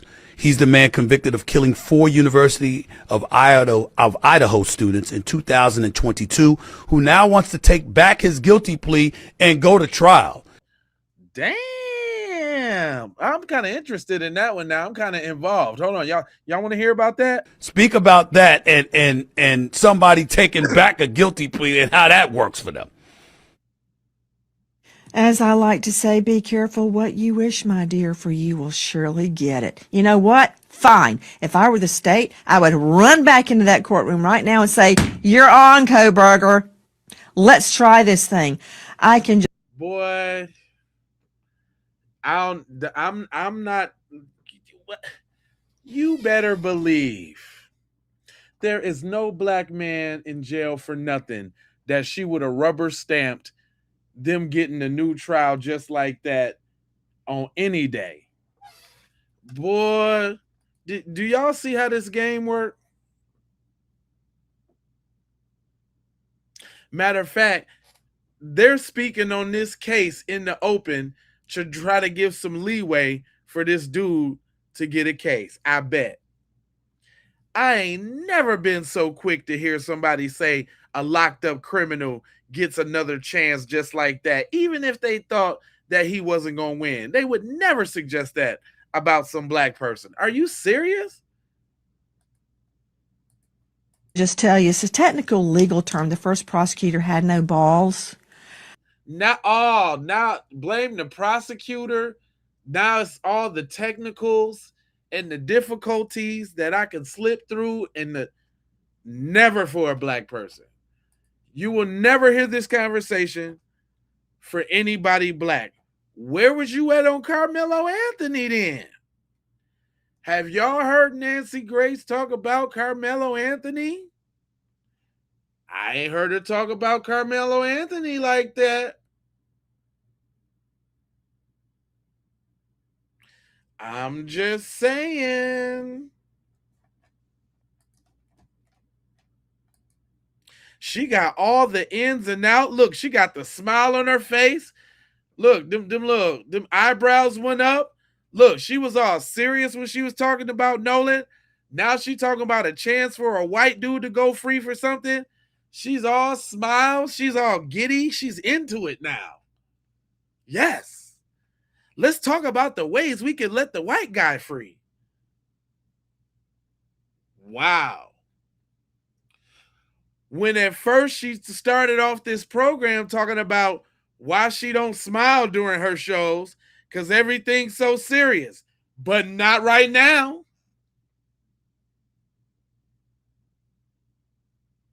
It's time to smile because we're going to talk about how to let the white guy go free. Well, tell us, Nancy. We get it. You know what? Fine. If I were the state, I would run back into that courtroom right now and say, "You're on, Kohlberger. Let's try this thing." I can just tell you, it's a technical legal term. The first prosecutor had no balls. I don't know if you're familiar with Latin or not. Okay. That case should have gone to trial. If there ever was a death penalty case, it's Brian Kohlberger to attack young girls in their sleep and stab them ruthlessly. Kelly Gonsalves's teeth were stabbed out of her mouth.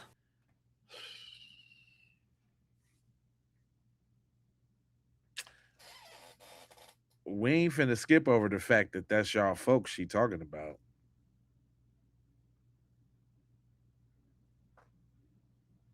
Give me all the theft. Give me all the EBT. Give me all the lazy, all the DEI. I'm not doing none of that stuff. And none of the black people I know. Never heard of somebody doing that stuff. Give it all to me now. Give whatever you 1350, whatever. It's not that though. Yeah, that's your folk. Oh, that ain't your folks? Ricky, you say that ain't your folks? Is that a separation? You denouncing?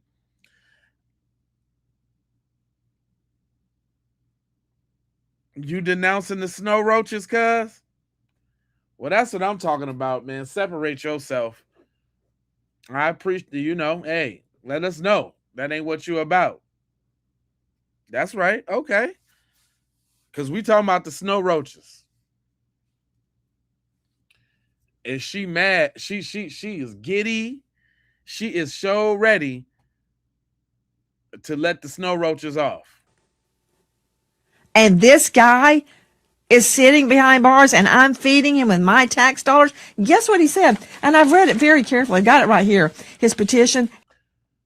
Now. Don't think that she's trying to read this as in she's trying to denigrate him. She's actually reading this to lionize him, to kind of show how maniacal and how, witty and how sick he is. Now, this is their psychology because they like these type of people.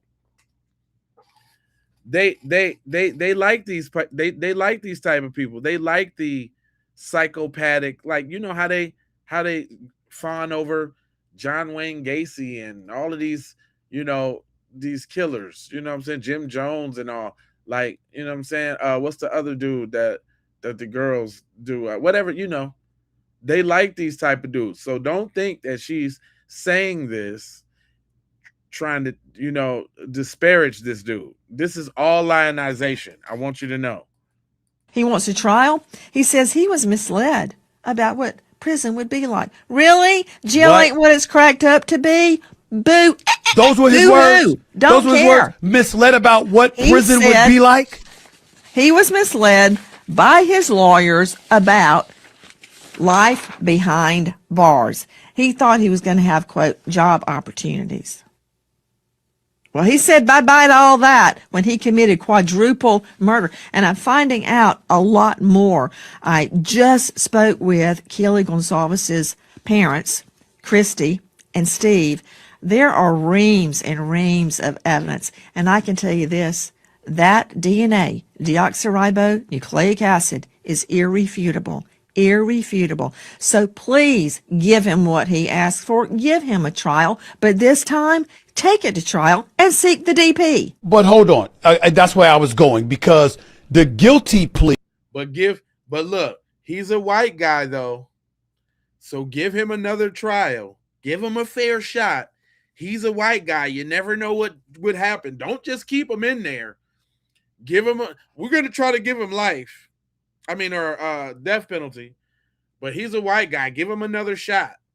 You see, she's not advocating for that. Out of all the whatever disparaging and making fun of, still give him a shot. That he originally provided. What he was saying is he knew he was going to jail. I'm assuming it's for the rest of his natural life since he killed 4 people. Okay. But it wasn't the death penalty. You're saying that now that he wants to take the guilty plea off the table and wants to go to trial, you're saying go for it because it's an opportunity to give him the death penalty, which the guilty plea would not have given him, correct? That's absolutely correct. And I don't care if you're pro or against the death penalty. I'm for it. By doing what he's doing right now, he's setting himself up for the death penalty. And I don't know what the prosecutor was thinking of, promising at the time of the guilty plea that there would be no appeals. That's not the law. I'm going to throw a U.S. Supreme Court case at you, and I just looked. We don't care about all of that, but look how she trying to explain. Yeah, she finna be next on the devil's list. I'm sick of it. I'm really sick of it. Yep, I'm sick of it. Yep, you're getting it. She done made the devil's list. But go ahead, bro, because we ain't lost on these media types. Tell Brandon Tatum, ABC News, TMZ, all these people, stop releasing photos and release the throat and the lungs to the DC coroner. Oh yeah. Tell Brandon Tatum, TMZ, ABC News, and all these news outlets who want to release photos and all this stuff and create narratives and all this, tell them to release the throat and the lungs to the DC the DC coroner office, so we can find out the truth. Tell them to stop playing these games. See, they playing mind games and mind tricks on people because they controlled the media for so long. But now that we all have social media, now we can all we can get on our own platforms and question things and demand things. Now they want to use gaslighting and redirection tactics to try to get people to look other ways. No, let's keep the focus on that throat. Let's keep the focus on them lungs that they sealing up. How come they are still got that autopsy sealed down there in Mississippi? Tell them to unseal the autopsy. Tell them to unseal all those documents and stop releasing photos. See, they trying to keep your minds occupied and divert y'all to other things so y'all can get your mind off the real thing, which is getting your hands on them autopsy pictures of the condition of his body before they did the autopsy, his throat, and those lungs. So tell Brandon Tatum, Race Batum Tatum, tell TMZ, tell ABC to get on their platforms and demand that those things be released ASAP. And speaking of Officer Race Batum Tatum, did y'all know he was into it with DL Hughley, y'all? Shout out to Foxy Butterfly for hit me in the DM with this one. But check this out. Even DL Hughley has something to say about it. This is Brandon Tatum. Y'all just see what unfunny ex-comedian DL Hughley just said about me. Posted a picture of me and my wife. To do what? To be a racist? No, you are the lamest dude in all of comedy. What is more lame than calling yourself the job you used to have? You're not an officer anymore. You were a football player who failed at being a football player. You didn't make the team, so you became an officer. That wasn't working out, so you became an influencer. You talked about emotion. What is more emotional than this? The word.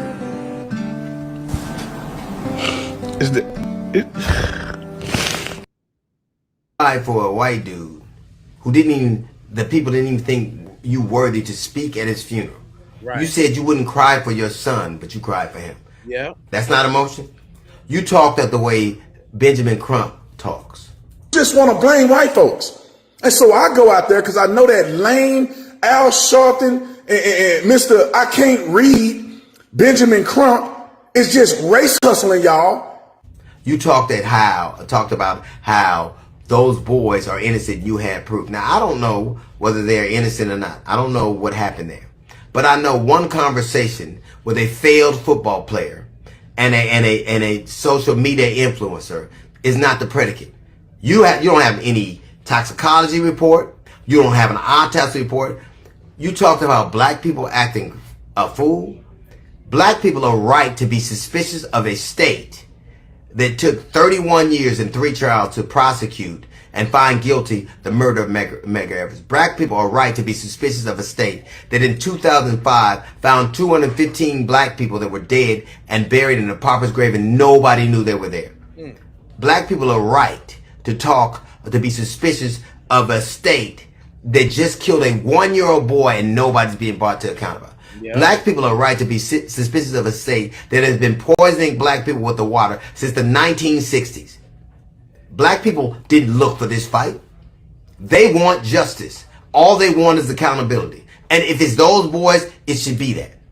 Nobody has a predetermined notion. I don't know what happened. But if you're saying that that Al Sharpton and that Benjamin Crump are on one side, you're certainly on the other. You talk to them for 2 days and now all of a sudden you know if they're guilty. You know if they're innocent. You know that.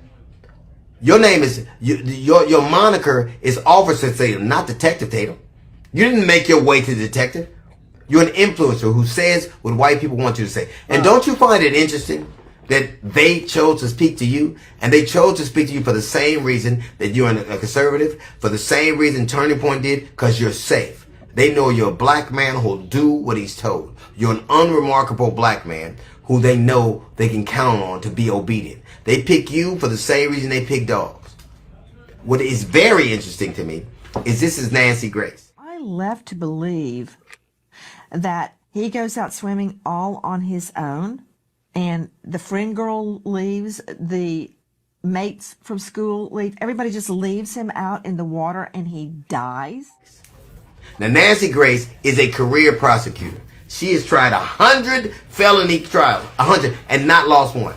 And she thinks that's something suspicious. But the social media influencer who failed at football and was a mediocre cop all of a sudden knows more than that? I don't know what happened. You don't know what happened. But I do know this. You said that a young woman with a pot of water acted so suspiciously that she should be shot by cops. I think that this is justified, but it could have been avoided, but still justified. You can't throw boiling water on a police officer and not get shot. But you don't think people that were on a boat with somebody, in proximity to somebody, and that person comes that day acting so suspicious, they should be questioned? I didn't know he said that about that lady. That lady did not throw no boiling water and was not about to throw no boiling water on that little pussy cop that did that to her. That was wrong. He's a real scumbag for that. He's a giant scumbag for that one. I didn't know he said that. That's who you are. Debate you for what? What you are is what the people before you, you're Diamond and Silk, you're Candace Owens, you're Stacey Dash, you're that. And your career will age like avocados, because that's what they do. There'll be somebody else that replaces you. I've been around for 40 years doing what I do, and you still know my name. You know how I got to know yours? Somebody sent me a coon alert. They said, and you fit the bill. I don't know who you are, but I know what you are. I know what you do because I've seen people like you in my entire life. You can assail my career, but my career is longer than your life. You mentioned my name, and I have no idea who you are. But I do know this, that one day, when all of this is done, and it'll be after the next election cycle, when people are wondering who you are, when you go the way of the Larry Elders, or the Sheriff Clarks, or the Candace Owens, or the Diamond and Silks, or the Stacey Dashes, or the Armstrong, like all of them, when you're there with them and you're wondering what happened, it's because you sold your soul for nothing. Let me just say this, and I know people gonna clip this and get back, and I don't care. I really feel this way. I'm getting sick of black people, right? I like the black people like me and others that are conservative, that's smart, but the rest of y'all, I'm sick of y'all. It's hard to even want to be around black people, to be honest. I have never once, and I've had a disagreement with a lot of black people that I've had disagreement, but I've never once had to make a video explaining I don't hate black people. I do not hate black people. I know that people who are new to my channel, and you see people out there making these videos, it's comical to me because I don't understand how accountability leads to hate. You said you can't teach me, you can't make me hate white people. You said that. You want me to hate white people. I'm not doing it. My question is it making you hate white people? I don't want that at all. What I want to know is, who the fuck taught you to hate us? Right. This is Brandon Tatum. Y'all just see what unfunny Nah, that was shout out to Foxy Butterfly. That was I got put up on some. I know he was bad, but I didn't know he said that about that woman about that boiling water, man. That was super duper low. That was real low. He's a mega coon. That is terrible. But they on your buttocks, Bart. Exposed now, they taking down my videos. They being exposed now, they taking down my videos. They being exposed now, they taking down my videos. Y'all get back in the building, get back off in the building, get back off in the building. Back off in the there. chosen one at it again. Man, y'all hit that like and subscribe button for your boy. Hit the like and subscribe button for me. Hey, y'all, before I start, I want to say this. I don't know why they taking down my video, y'all. People report my videos. I know it's them racist rednecks. I know it's them racist people, right? But before I start, I want to say everything that I'm going to say is allegedly. That's right. Right? It is all allegedly, right? My opinion. Okay. Now, y'all check this out now. Since they took down my videos, they're just going to make me go a little deeper. Go ahead. And what's really going on now. Go ahead now. This how they going to make me go deeper, y'all. Y'all see that post say. They say someone post this is Katie and Bart. All right. So, y'all let's go a little deeper then. Y'all let's go a little deeper. All right. So. And it looked like Bart been hitting that for a while because that picture go back. Bart been beating that up for a minute. Bart been beating that up since back in the day. Come on now. Look like Bart. That was Bart little dip snip. Little shouty. I come see you when I come back around the way thing. Okay. All right. It's making sense now. Come on. You notice everybody who ever mentioned Katie when they talking about she was the last one seen with Nolan, right? Y'all notice everybody keep saying what? Oh, he just met her. The girl he met for the first time. Blah, blah, blah, blah. Nah, y'all. They saying that they've just met for the first time. So they won't think that this motherfucker right here did it over jealousy, that he was knocking her off. He was knocking her off. Y'all, yeah, somebody said, you got an Unc out. Yeah, Unc came on out now. He done came on out to tell you because y'all don't really understand. So Unc got to break it down for you. Now you making me think that Nolan was really knocking Katie off, allegedly. Because everybody who ever mentioned Nolan and Katie, and they keep saying the new girl, they keep saying, oh, they just had met that day. And you think if Nolan just met a girl that day, that he gonna stay back on the island with her? Tell him old school now. Y'all ain't gonna fool. Y'all ain't gonna pull the wool over Percy Earl eyes now. Percy Earl ain't gonna have none of your gibberish, none of your trash. You gonna keep it straight with Percy Earl now. For her, y'all gotta realize now. You got to. Nolan is not no drop shot little dude. Nope. Nolan is a star. Star. At his school, in his community. In the community. Nolan is a star on that football team. I'm trying to. And that means a lot. That carry a lot. I don't know if y'all ever had homeboys that played sports and was good and how popular they is in school and in the community with everybody. I'm trying. Old people, young people, you know what I'm saying, drug dealers, because he doing it right. I told y'all this from the beginning. Little Charlie Earl, Willie Earl. Come on now. He is known by everybody. So you ain't finna tell me that Nolan was finna stay back on the island with this girl and he just met her. Nah, he don't rock like that.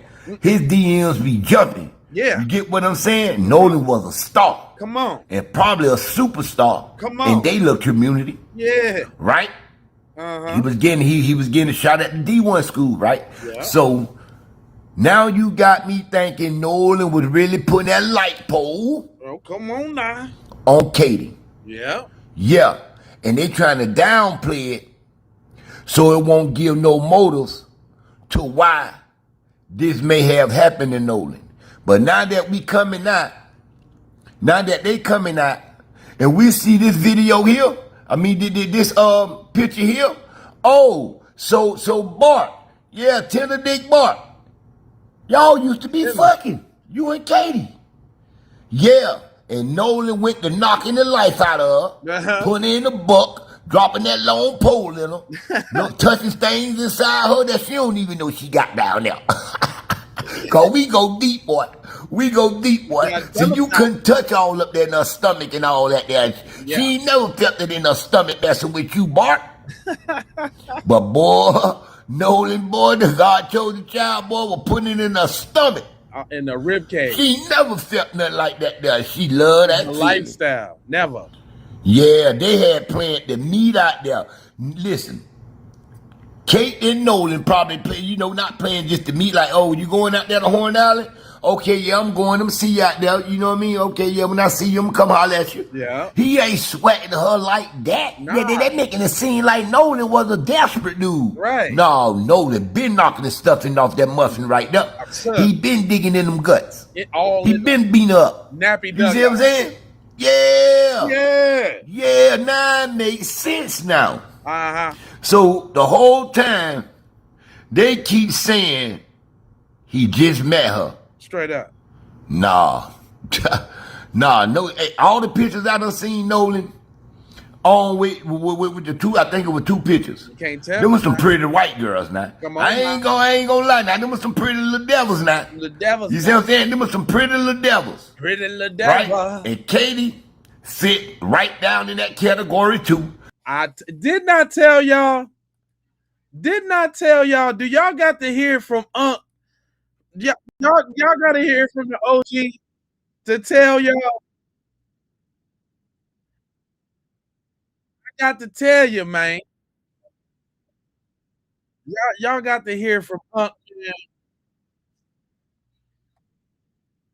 told y'all, man. I told you what he was talking about. This what he was talking about. This right here.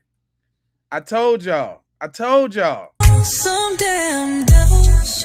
It ain't no other way. It ain't no other way. It's no other way. I told y'all. I had this right a long time ago. I told y'all.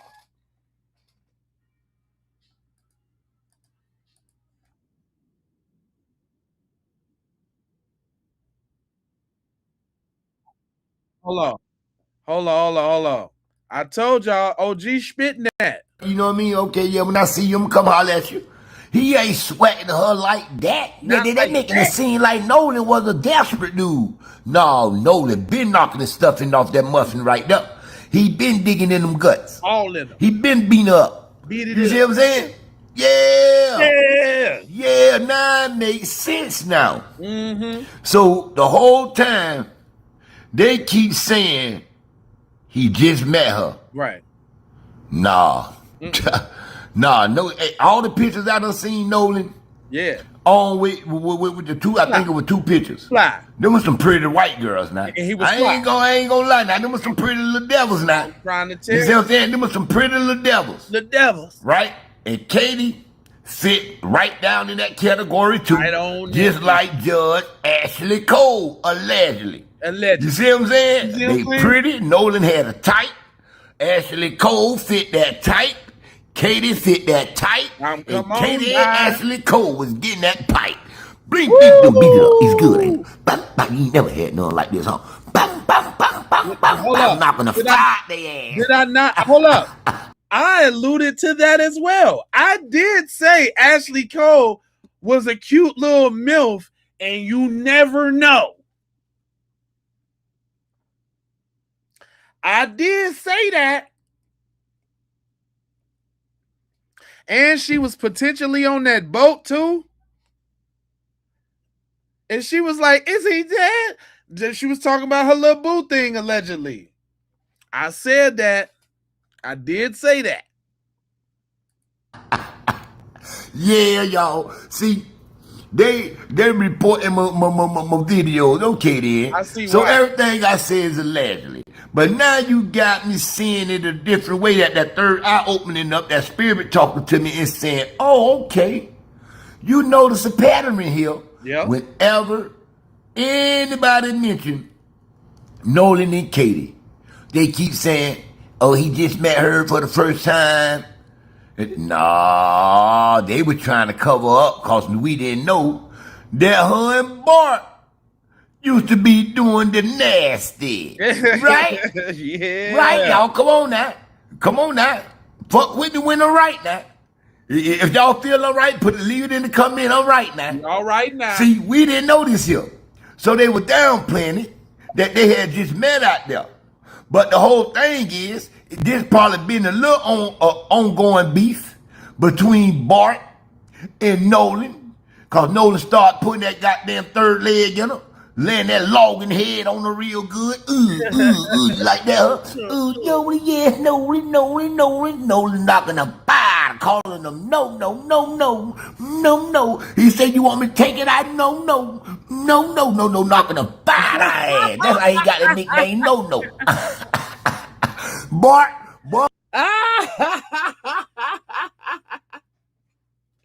Oh my, hey man, I'm telling y'all, my monetization is done. But this is I can't stop this. My monetization is out the window. It's out the window. Thanks, old school. It's done. But this is it right here. Oh, once he got some of that third leg, boy, you couldn't do nothing, man. You couldn't, man. Yeah, there ain't nothing else you could do, man. Nolan had to knock all the feelings that she had for you out of her. Allegedly, man. You know what I mean? Yeah, man, it gotta be, man. It gotta be, man. Oh. And now it's all coming out. Boy, these white folks, these crackers in trouble, man. Boy, I done told you, you won't be kicking there another football, cracker. I done told you that.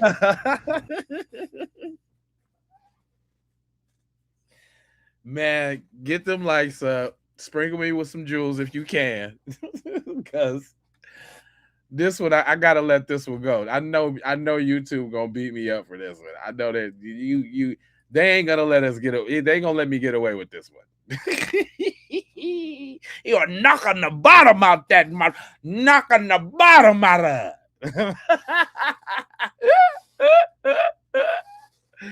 it. I'm telling the straight up proof though.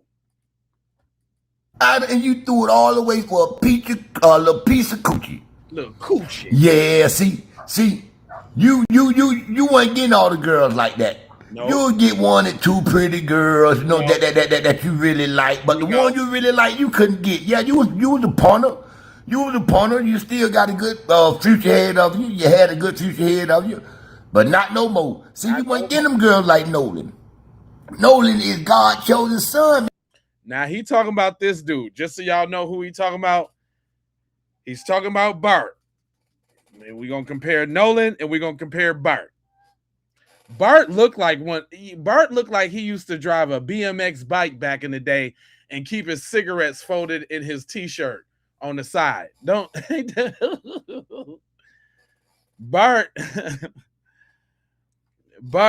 hey man. Thanks, Jack. Appreciate you, Ma.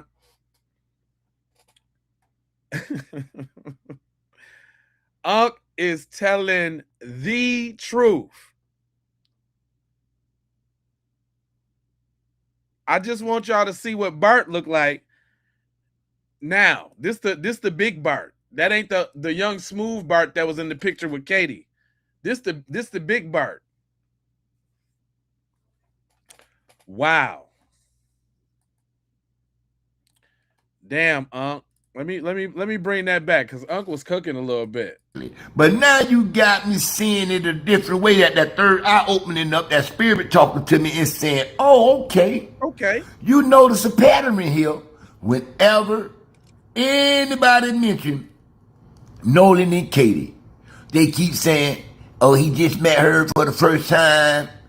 Nah, they were trying to cover up because we didn't know that her and Bart used to be doing the nasty. Right? Right, y'all? Come on now. Fuck with me when I'm right now. If y'all feel all right, leave it in the comment. I'm right now. See, we didn't know this here. So they were downplaying it that they had just met out there. But the whole thing is, there's probably been a little ongoing beef between Bart and Nolan. Yeah. Because Nolan started putting that goddamn third leg in her, laying that logging head on her real good. Like that, huh? Nolan, yes, Nolan. What is a logging head? What is that? What's a login head? What the hell is that? I ain't never heard that. That's an old school term for real. I don't know what that is. Nolan knocking a bar, calling them no. He said, "You want me to take it?" I no, knocking a bar ass. That's how he got the nickname no. Boy, once he got some of that third leg, boy, you couldn't do nothing, man. You couldn't, man. Yeah, there ain't nothing else you could do, man. Nolan had to knock all the feelings that she had for you out of her. Allegedly, man. You know what I mean? Yeah, man, it gotta be, man. It gotta be, man. And now it's all coming out. Boy, these white folks, these crackers in trouble, man.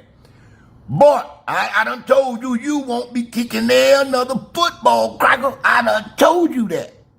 And you threw it all away for a little piece of coochie. A little coochie. Yeah, see, you weren't getting all the girls like that. You what? You'll get one or two pretty girls, you know, that you really like, but the one you really like, you couldn't get. Yeah, you was the punter. You still got a good future ahead of you. You had a good future ahead of you. You know. But not no more. See, you ain't getting them girls like Nolan. Nope. Nolan is God's chosen son, man. He got what you don't got. I'm trying to tell you. You know what I mean? Swag. You know what I'm saying? A good sense of humor. We have a soul. You ain't got no motherfucking soul. You know what I'm saying? Yeah, man. Hey, man. Boy, I'm sorry, man. You was a couple inches short, man. Cause once Nolan started touching them goddamn guts, it was over there. Once he got her shooting bite to bite 2-3 times, man, you was lost in the sauce. Oh, man, you were lost in the sauce. Nolan had to knock everything she did for you up out of her. Allegedly. Yeah, y'all want to take my video down? Well, everything I say is allegedly. And now y'all got me really thinking.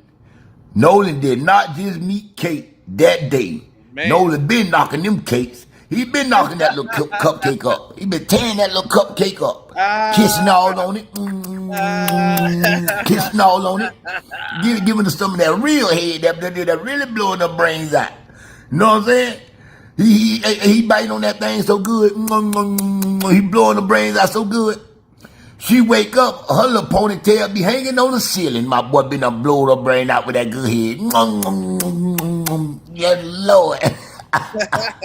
Then he put that goddamn pole on her, that longer head on her, that light pole. Boy, look here, that girl's eyes there got stuck rolling in the back of her head. Y'all know how we do. Right, all the way. Y'all know how we do. And that's the same thing going on with Ashley Cole. Nolan ran the same thing back on the repeat, rewind, let's go. Put it on the coming off the dresser, doing, I'm telling you now. All this here behind some coochie. I'm telling you now. All this is behind some coochie. Cause it ain't no other motive. Behind some coochie? All this, Nolan Death is behind possibly 2 women. This woman and Judge Ashley Cole. This is behind a woman, man. This is behind a woman. This ain't, because you got to understand, it ain't behind no money. It ain't behind no drugs. It ain't behind no sports. The motive is one of these women. And now they trying to cover it up by saying Nolan just met her, so it won't seem like Bart crashed out over someone that Nolan just met. No. Nolan was tearing her ass up. Right. Probably when Bart claimed he was in Wyoming for a year. That's probably around the time when Nolan started knocking her all the feelings up out of her ass for Bart. Knocking her down. You know what I'm saying? You know what I'm saying? Because Nolan ain't just go there just to meet her and state bite with her. Someone he just met. That man was a star, man. That man had coochie coming out all his pockets and socks. Man, you know how many girls probably throwing that thing at Nolan? And y'all think he would just stay back for her? Nah. And it's possible that he was knocking down Judge Cole, somebody successful and pretty, and you think he gonna stay back for her? when he got the judge could be waiting for him to come drop that light pole in him off the top shelf. Woo, my boy jumping off the top shelf. Judge Cole loving that shit. You know what I'm saying? Allegedly. You know what I mean? That young nigga putting them knees back there to her little ears and slide and slowing her ass, letting her watch it. How long that thing is going in? Her eyes getting big. She shooting everywhere. Lord have mercy. Hey man, with that man, I'm gonna get up out of here, man. What is okay? God, all right, old school. You need to get out a little bit more. Jeez, Louise. Old school need to just get out a little more. God darn, man. Oh yeah, yeah, my monetization is gone for this one. It's over. Yeah, that's over. Yeah, he's tripping. Dang, like I'm like, hold on, wait a minute. This is taking a different turn, fam. What the hell is wrong with you? I see why they be taking your videos down now.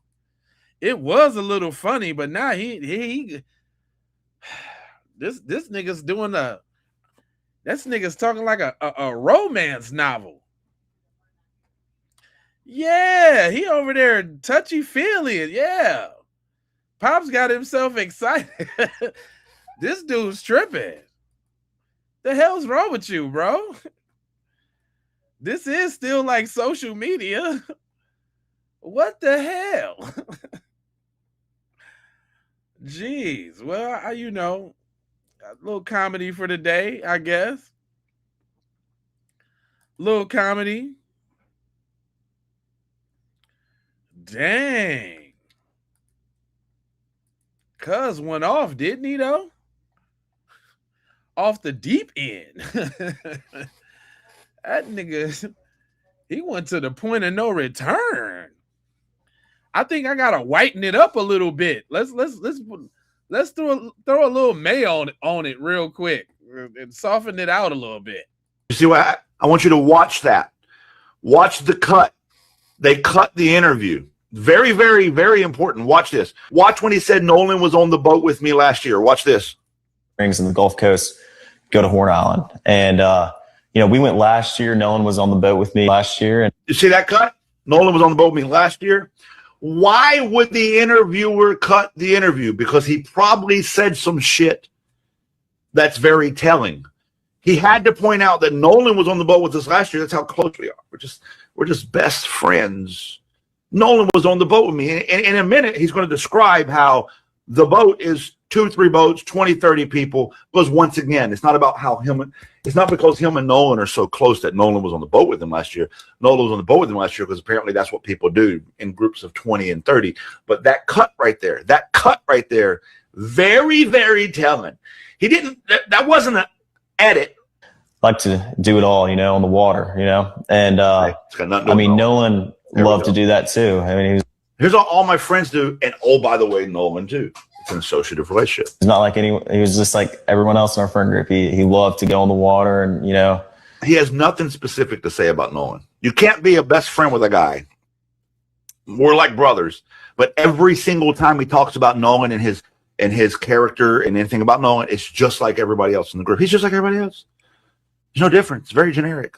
Have a good time with the guys, and that's what we did a lot. But 4th of July, everybody was out there. Like I said, like Nolan was always trying to go on the boat, trying to go out there with us, and he was always welcome to come. Nolan with us, not with me, not my bestie, not hey twin, we're going on the boat. Nope, it's with us.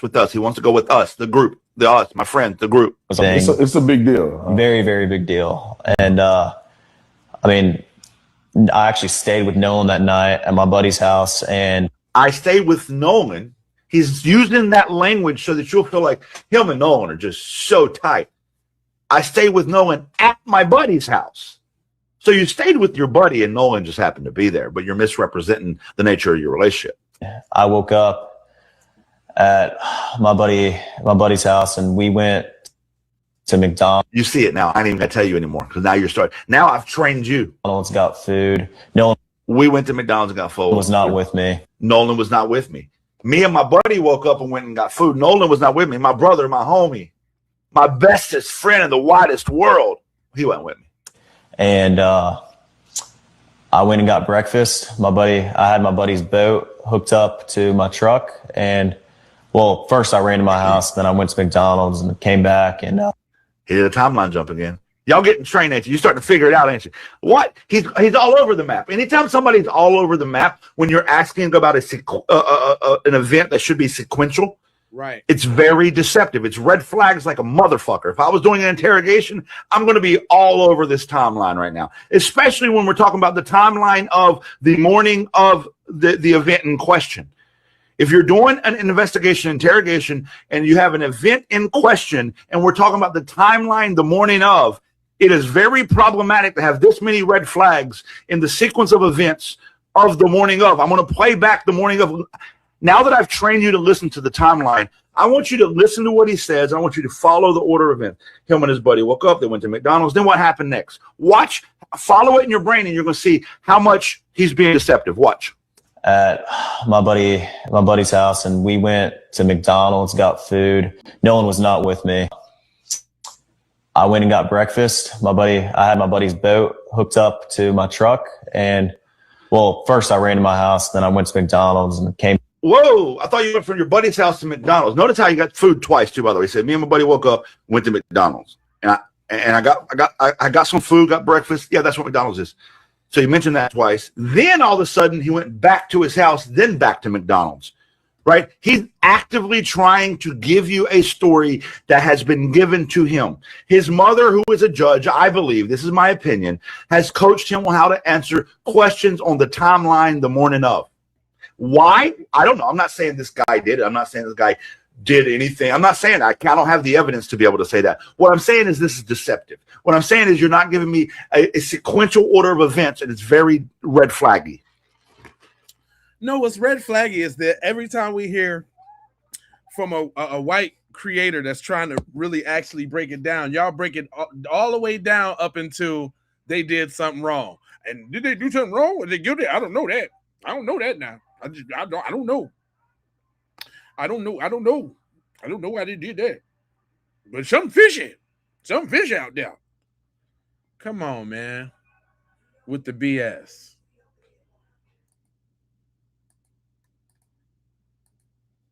Now, did y'all know that they got subpoenas out there? Hey, y'all. Hey. So I'm breaking in with another Nolan Wells update. Now, I was telling you guys yesterday about this civil suit that is coming forth, right? And y'all keep saying, oh, it's not coming forth. No. Yes, it's coming forth. All right? I told you yesterday that they sent spoliation letters to certain individuals. So this video is going to break down pretty much who they sent them to, or some of the people that I know that they sent them to, and the details of the letter itself, what they are requesting, okay? And I'm gonna tell y'all, this list is so long, I just stopped writing and gathering information, because when I told y'all that the Crump team is not playing with them, they're not playing, all right? So who are getting these subpoenas? All of the friends that were on Horn Island. So that's Warren, Trayston, Wyatt, Eli, Eric, Bart, that we know now is there, Will, the judge, their families, and friends. Every person that they can find at Wyatt's house, at the after party, on Bart's boat, everybody, okay? That's who got these subpoenas. And guess who else got one? Race Batum Tatum.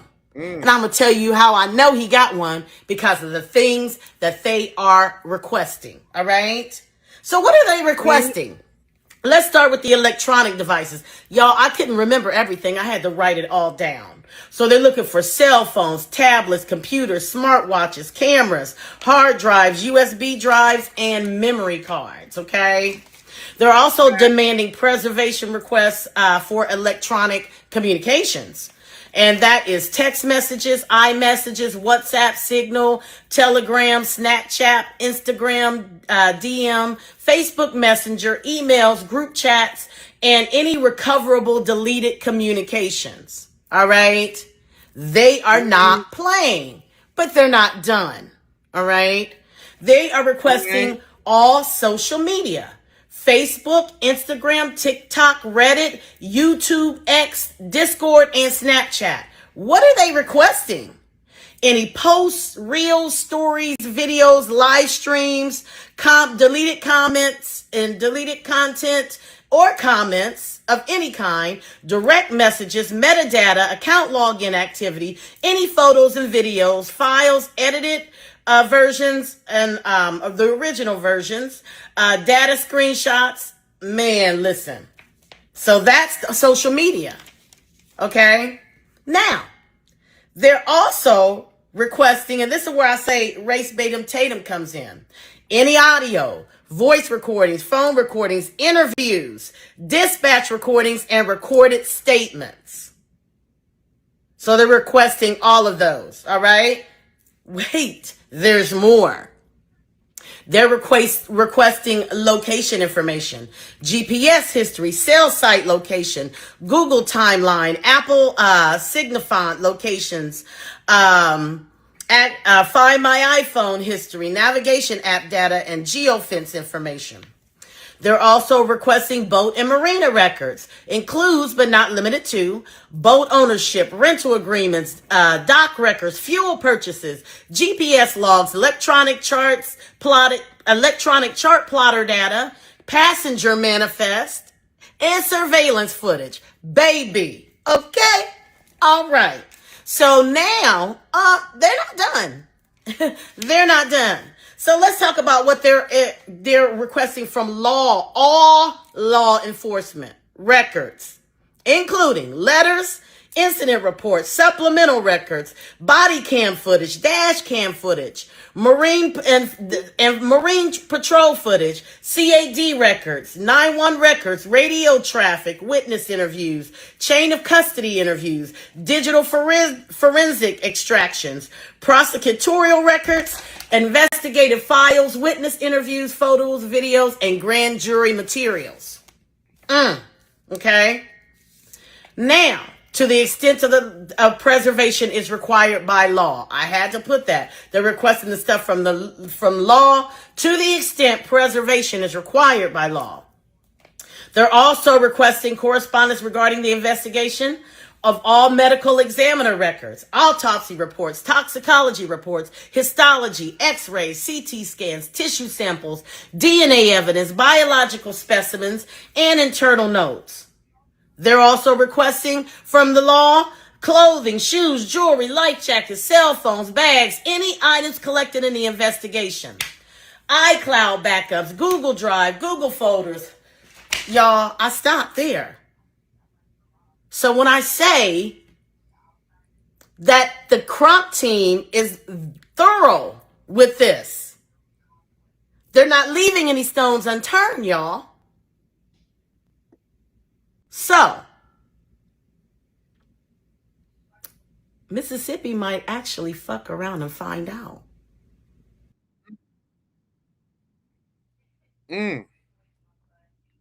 And check this out, though, about on the setup side of the game from Katie. This from Katie's mom. Now this is given premeditated. So Katie's mom went on Ocean Springs Talk of the Town and she made this comment under their post. First thing she said was Katie made it home because she was on a boat with other people. Then she goes and say Katie was safe because my brother and sister-in-law went and got her. So for me, reading this sentence is giving they knew something was going to happen to Nolan. I got Katie up out of there. Katie is safe because my people went and got her. Because I knew something was going to happen. That's what that sentence reads. Not to mention, all of their parents took the big boat. Y'all know the big boat that they keep talking about. But y'all didn't peep Bert and them and Wyatt and all of them was on Bert's boat. In that one video, that first came out when they was all on the boat in the water, Nolan was in the water. And he was actually in front of Bert's boat in this picture. This picture right here is Bert's boat parked next to the big boat that everybody keeps talking about. But if you look close, where this arrow is pointing at, that is Nolan in the water next to Bert's boat. But it's given premeditated, just for the simple fact that there's a theory going around that Katie and Nolan was dating. The YT's boys did not like that, and they had a plan to confront Nolan. I've heard that story too. So for her to say that under this post is given very much premeditated. Let's talk about this in the comments, cousin, because am I tweaking? I already know what to do. Like, comment, share, repost. I'm a single mom, so if you want to donate to my platform, everything will be linked below. Love you, bye. Now this. Man, hold on now. The cat is out the bag. The cat is all the way out the bag. And then let's talk about how they really wasn't friends, though, and how the setup could be real, though. Check this out. Information out there. It's annoying. I'm not gonna lie, it's annoying. It's annoying. But what I love is that a lot of people are trying to find justice for Nolan Wells. They're trying to figure out this whole situation. But here's the thing that I want people to continue to question. You say you loved your friend. Yep. You say he's been over your house thousands of times. Oh, one of you are saying, it's just black people trying to get views. It's black people. Yeah, it's always let's blame the black people. Let's blame them. Yet, but 95% of the people reporting and asking for justice for Nolan Wells are white. So let's throw that one out of the window. But here's the problem that I think that people are not really looking into. So he's been your friend for years. Again, you come home, you wipe out your social media, and you lawyer up. If you've done nothing wrong, why do that? The only people that... Yeah. Period. End of story. I don't know what happened on Horn Island, but something bad happened on Horn Island. Could it have been an accident? It could have been. But it's not looking like it allegedly. Nah, not at all. In this interview with his so-called friend, and that's the one thing, another thing that we need to stop doing is calling these guys Nolan's friends, because they were not his friends. They were not his friends. Allegedly not his friends. Let me put allegedly in there. They were not his friends, in my opinion.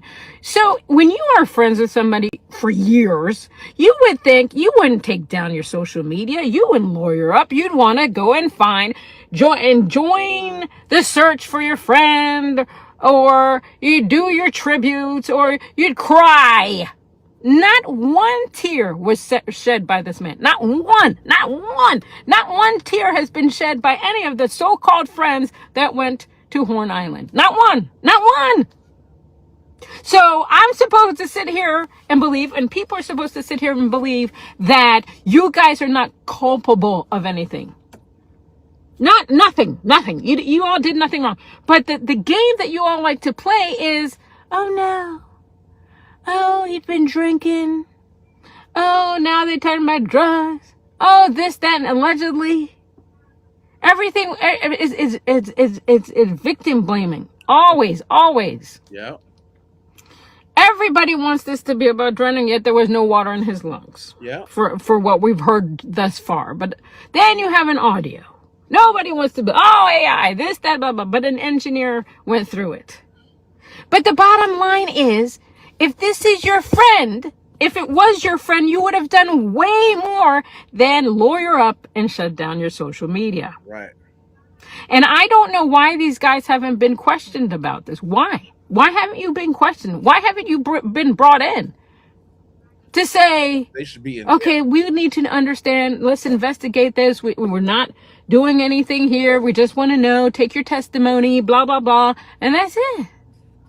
That's not even being done. Not one tear has been shed by any of these. None. But we're going to sit down and do an interview and spew some BS.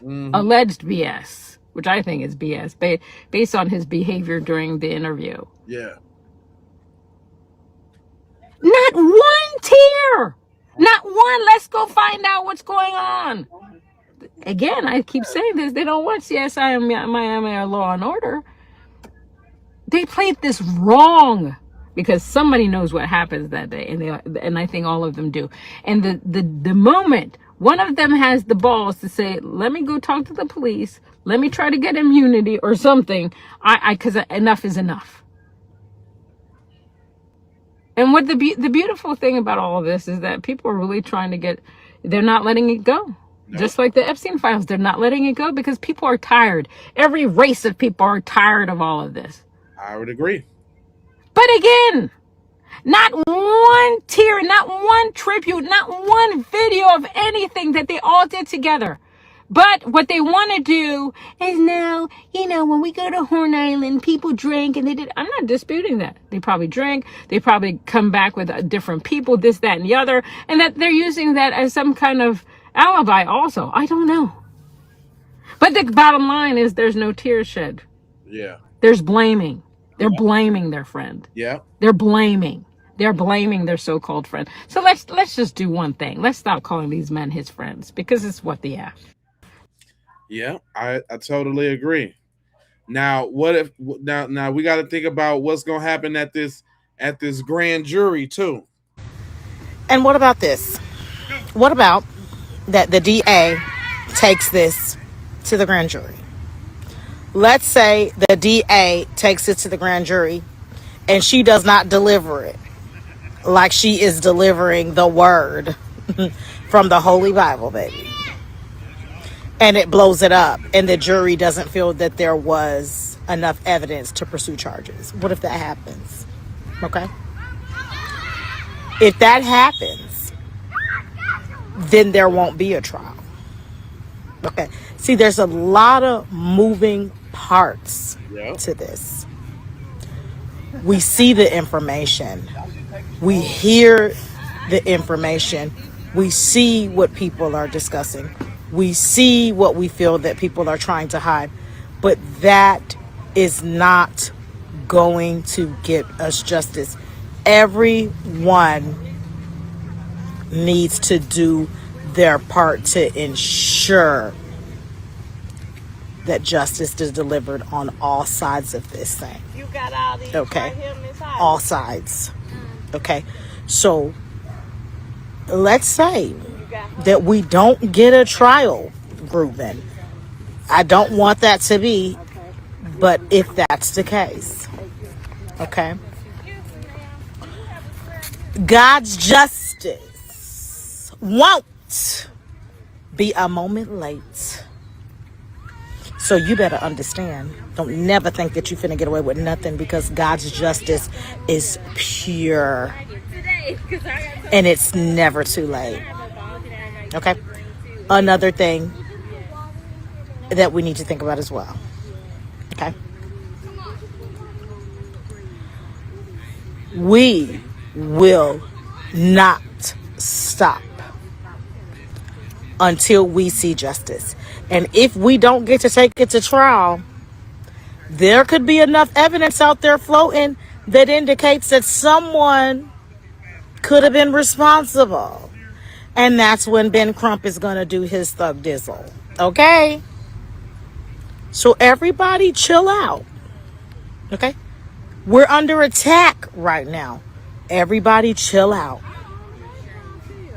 Just chill. Okay? We're going to be good. I like fake filled messages. You know what I'm saying? We need some positivity going on. I'm not hating on what she's talking about at all. But a little bit more about this media thing. Everybody on TMZ neck bone too. Because they playing in everybody's face for real. Hey, my beautiful people. Let's talk about TMZ being a part of the Nolan Wells murder case. At this point, TMZ is doing their best to run interference. So that makes TMZ an accessory to covering up evidence in the Nolan Wells case. TMZ is the media outlet that is being used to cause confusion and chaos. They're trying to jumble everything together, put things out there that are not even true. But when you're scrambling to try to cover things up, you don't think clearly. You don't have clarity. Right. The chaos that TMZ thinks that they're creating is only confirming that Nolan Wells was murdered. A lot of readers been talking about, oh, this got something to do with some money. The cover-up is all about money. The cover-up is all about racism. You have to pay to play. So, TMZ gets payment of having coverage because they are running interference. They get exposure. But you might be like, oh, TMZ, they been the big media outlet. Okay, y'all got to think about it on spiritual terms. Remember, I told y'all, this is ritualistic. Nolan Wells' murder is ritualistic. Yep. There's a lot of people that are trying to renew contracts. There's a lot of people who participated in this ritual. So there's a lot of people trying to keep their place in line or get ahead of the line. Y'all got to think outside the box here. Nolan Wells, his death was definitely something that a lot of people had to gain from. What I'm trying to say, his death was a sacrifice. But guess what? Remember when I told you that they think they run the world, but they do not run the universe? They didn't calculate this very well. It's not aging well for them. So what I want y'all to do is stop sharing stuff that TMZ is putting out. I want you to get on here and talk cold, hard trash about that media outlet and the false accusations and the confusion that they're trying to put out here. Let's give them the attention that they really deserve. Right. And the reason I'm telling y'all this is because I've done another channel in Unjudged Ashley Cole. They are trying to get very strategic at this point. Okay? Crossing every T, dotting every I, because they're frantic. They're watching everybody at this point. They have a lot to lose in this ritual. But remember what I told y'all the first time that I seen Nolan. What did I tell y'all that I did? I took all their energy out. It's shattered. So I'm going to be giving y'all a video to tell you what's going on with them spiritually. Specifically, Judge Ashley Cole and Warren Hudson. Hey, my beautiful people. Yeah. You know what I'm saying? On the spiritual side of the game. We can't forget the spiritual side of the game. You understand me? It be some stuff going on, but it be on the spiritual side. Right? And y'all know it was some girls on the boat. I told y'all them folks then got all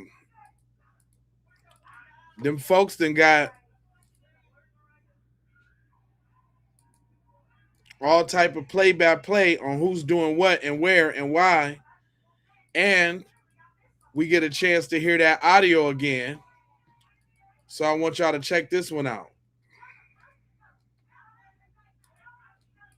Okay, so listen, this one is going to be over 3 minutes. You're going to have to share it because the algorithm is not going to push this out. This is regarding Nolan Wells' case. So I posted the 911 call the other day, and first off, this is all my opinion, allegedly, whatever, all of that. So first off, they've been throwing us off with the picture of Nolan with Wyatt, Warren, and Will. Okay, this picture right here. So because of that picture, we're thinking these are the only people that were on the boat. No. So apparently, according to the 911 call, there's about 7 people on the boat, which would make sense to why they was deleting stuff off of his phone. Because that way you won't see that the boy Bart is also on the boat. Because Bart tried to take to social media immediately when his body was found and say that he have not been home. That is a lie. That was a lie, because Bart was on the boat, and the 911 call tells us he was on the boat, because from what I can hear and in the enhanced audio, it said, somebody says that Bart did it. Allegedly. Now, I'm going to attach a few videos here, because I told y'all to follow Kimberly in another video. She is really piecing this together. So I'm going to show you this video from her page.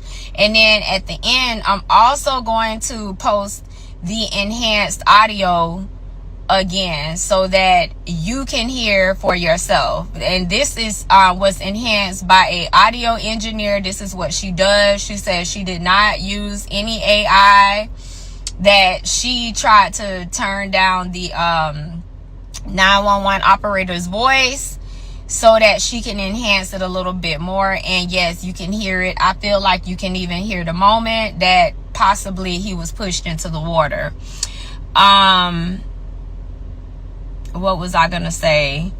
Oh, the 911 operator, I'm not saying she's at fault at all, but I feel like she should have sent the Coast Guard, because it was too much action going on in the back of that call for it to just be ignored. Also, one last thing.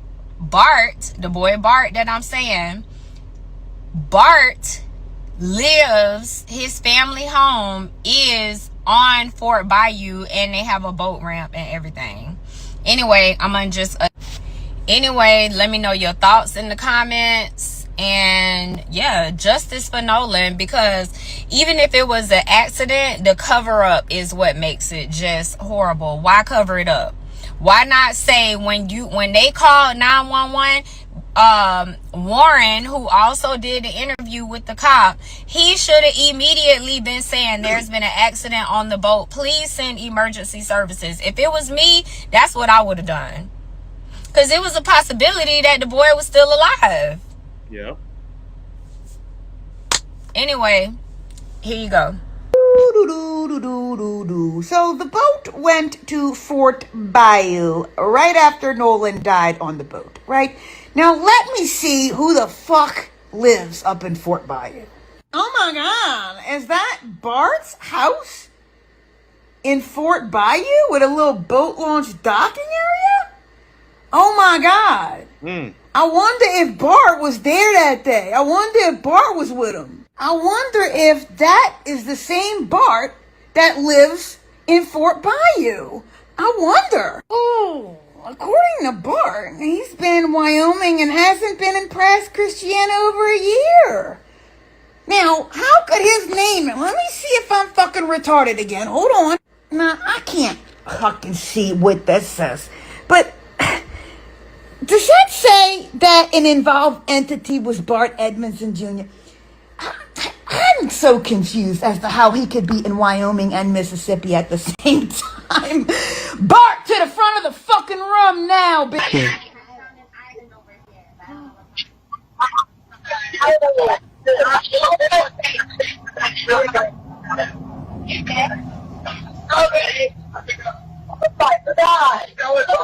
Detail assistance, Vicky speaking. How can I help you? Hey, we're at the west tip of Horn, and our bilge pump stopped working. We're sinking. Can y'all please come? We have a membership. All right, of course. How far is the water coming up, sir? Can you give me a description? Ankles? Hello? Hey. Yes. How far is the water coming up, sir? It's coming up. We're just sinking. I don't know. Like we're going down now. All right. Well, let's get you going. Membership number or phone number listed on the account, sir. I don't know the phone number. It's either Jerry Atkerson. I think it's Jerry Atkerson. Try that. All right. I know we have a membership, like guaranteed. I don't have the tag on Unless you have a membership number or anything, it's okay. I'll get you over to the captain. What's the best phone number to reach you at? Reach me at 2. All right. And is everybody on board in good health otherwise? Yeah, everybody's How on many? board. All right. Do you need the United States Coast Guard? What? Do you need the United States Coast Guard? No, we do not need that. All right. All right. Do you have your current GPS coordinates? Let me go look. If not, I can send you a text message.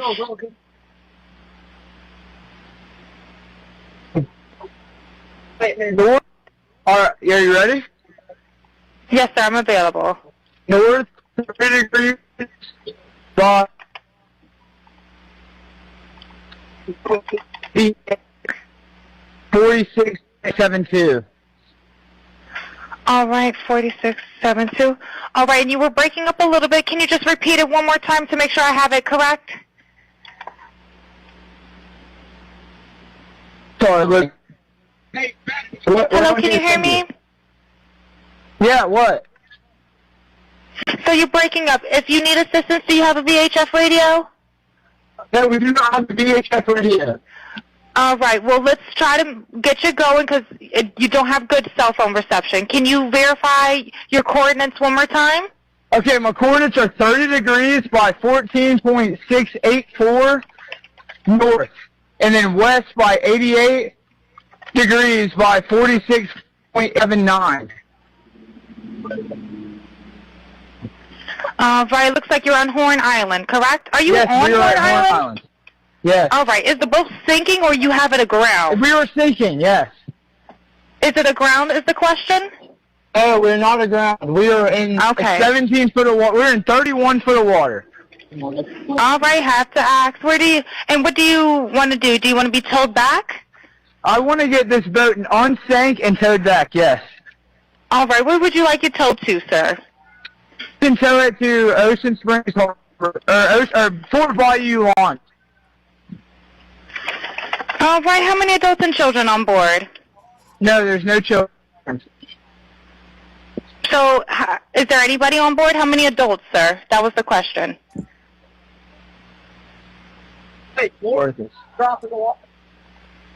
Hello, can you hear me? Try to jump in and pull the plug, Bart, while you're going.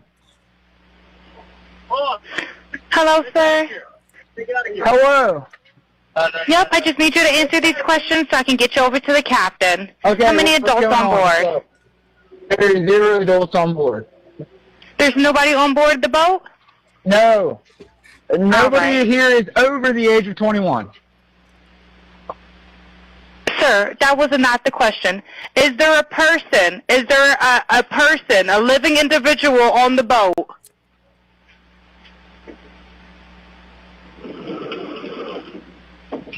Hello? Is there a living person, someone breathing on the boat? Is there anybody on the boat? Yes, there's lots of people breathing on the boat. All right, how many people, sir? Like 7. All right, thank you. Does everyone have life jackets on or available to them? Yes, we have life jackets available. All right, verify what boat's sinking. A Triton, 22 foot offshore, 22 foot Triton offshore sea flight hull. All right. All right. Please hold. I'm transferring you to the local. Okay, so listen, this one is going to be over 3 minutes. You going? That is crazy right there. That's crazy right there. And you ain't gonna tell me what you ain't gonna tell me what you think you ain't heard. Is all I'm saying. We can listen to it 1,000 times.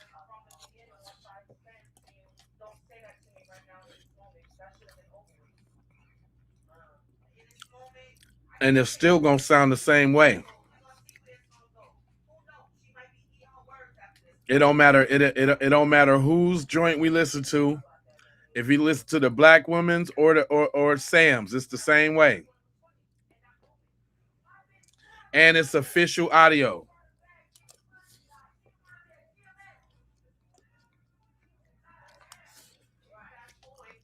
I knew y'all was gonna do that. Okay, hold on. Let me let Sam say it then. Maybe you can digest it a little bit. Here you go. Service Sam here with a Nolan Wells update, and one of my followers just sent me a fully uncut, no captions, unedited, but enhanced video of that phone call and tell me what you guys hear.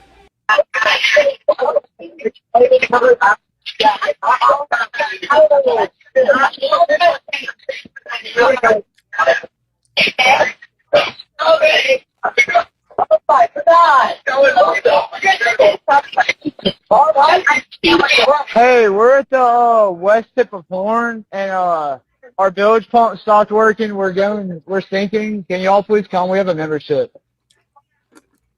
Shut up! Shut the fuck up! Damn it, Bart.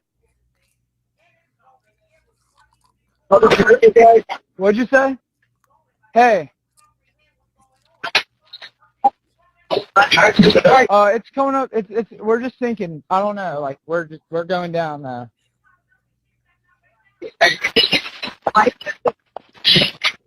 I don't know the phone number. It's either Jerry Atkerson. I think it's Jerry Atkerson. Try that. Everybody was on this phone. I know we have a membership, like guaranteed. Or I don't have the tag on here. It got ripped off.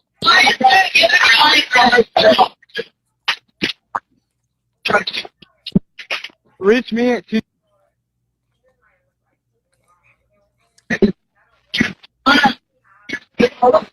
What? Yeah, everybody's on the way. What? No, we do not need that.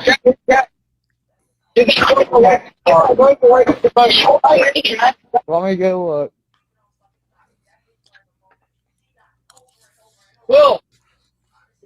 Will, go.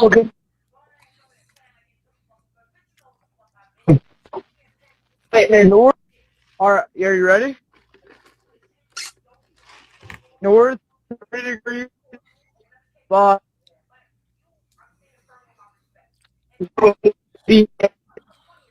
46.72.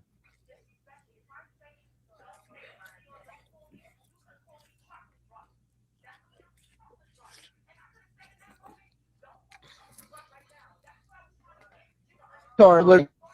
Hey, what do I need to send you? Yeah, what?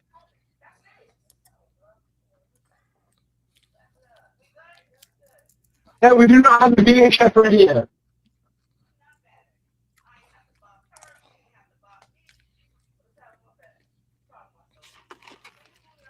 Okay, my coordinates are 30 degrees by 14.684 north, and then west by 88 degrees by 46.79.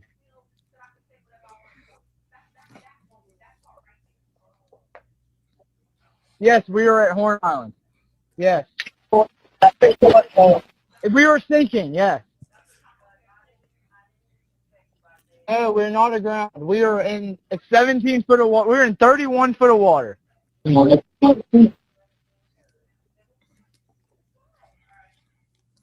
I want to get this boat unsank and towed back, yes.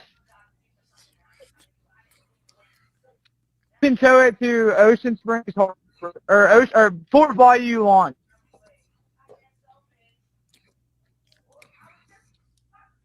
No, there's no children.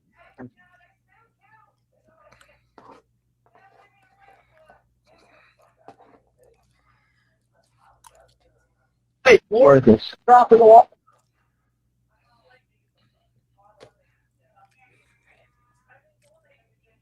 Try to jump in and pull the plug, Bart, while you're going. Oh, stay out of here. Stay out of here. Hello. Stay out of here.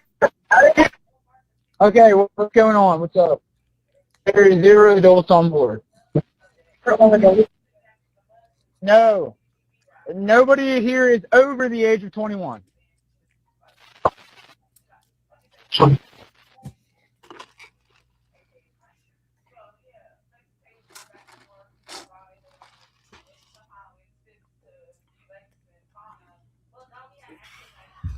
Hello?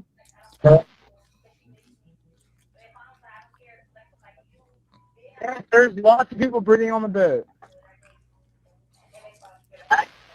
Like 7. 1, 2, 3, 4, 5, 6. Yes, we have life jackets available. A Triton, 22-foot offshore, 22-foot Triton offshore sea flight hull.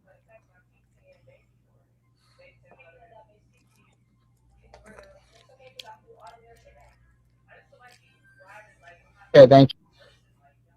Now, they can say whatever they want, but I do hear, damn it, Bart. No matter what, I do hear certain things. I hear, oh my God. I do hear Nolan. I hear Warren. I hear, allegedly, I hear what I hear, and I can't unhear that. What do you guys think? Let me know in the comments. Secret Service Sam out Samson for president of the world. Secret Service Sam here with a Nolan Xavier Wells. I mean, it don't matter which one we listen to. It don't even, and there's a second part to that call too.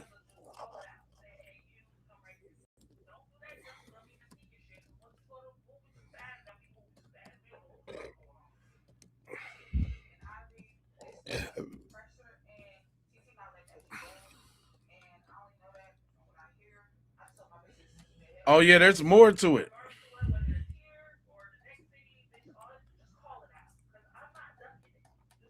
There's a little more to that actually.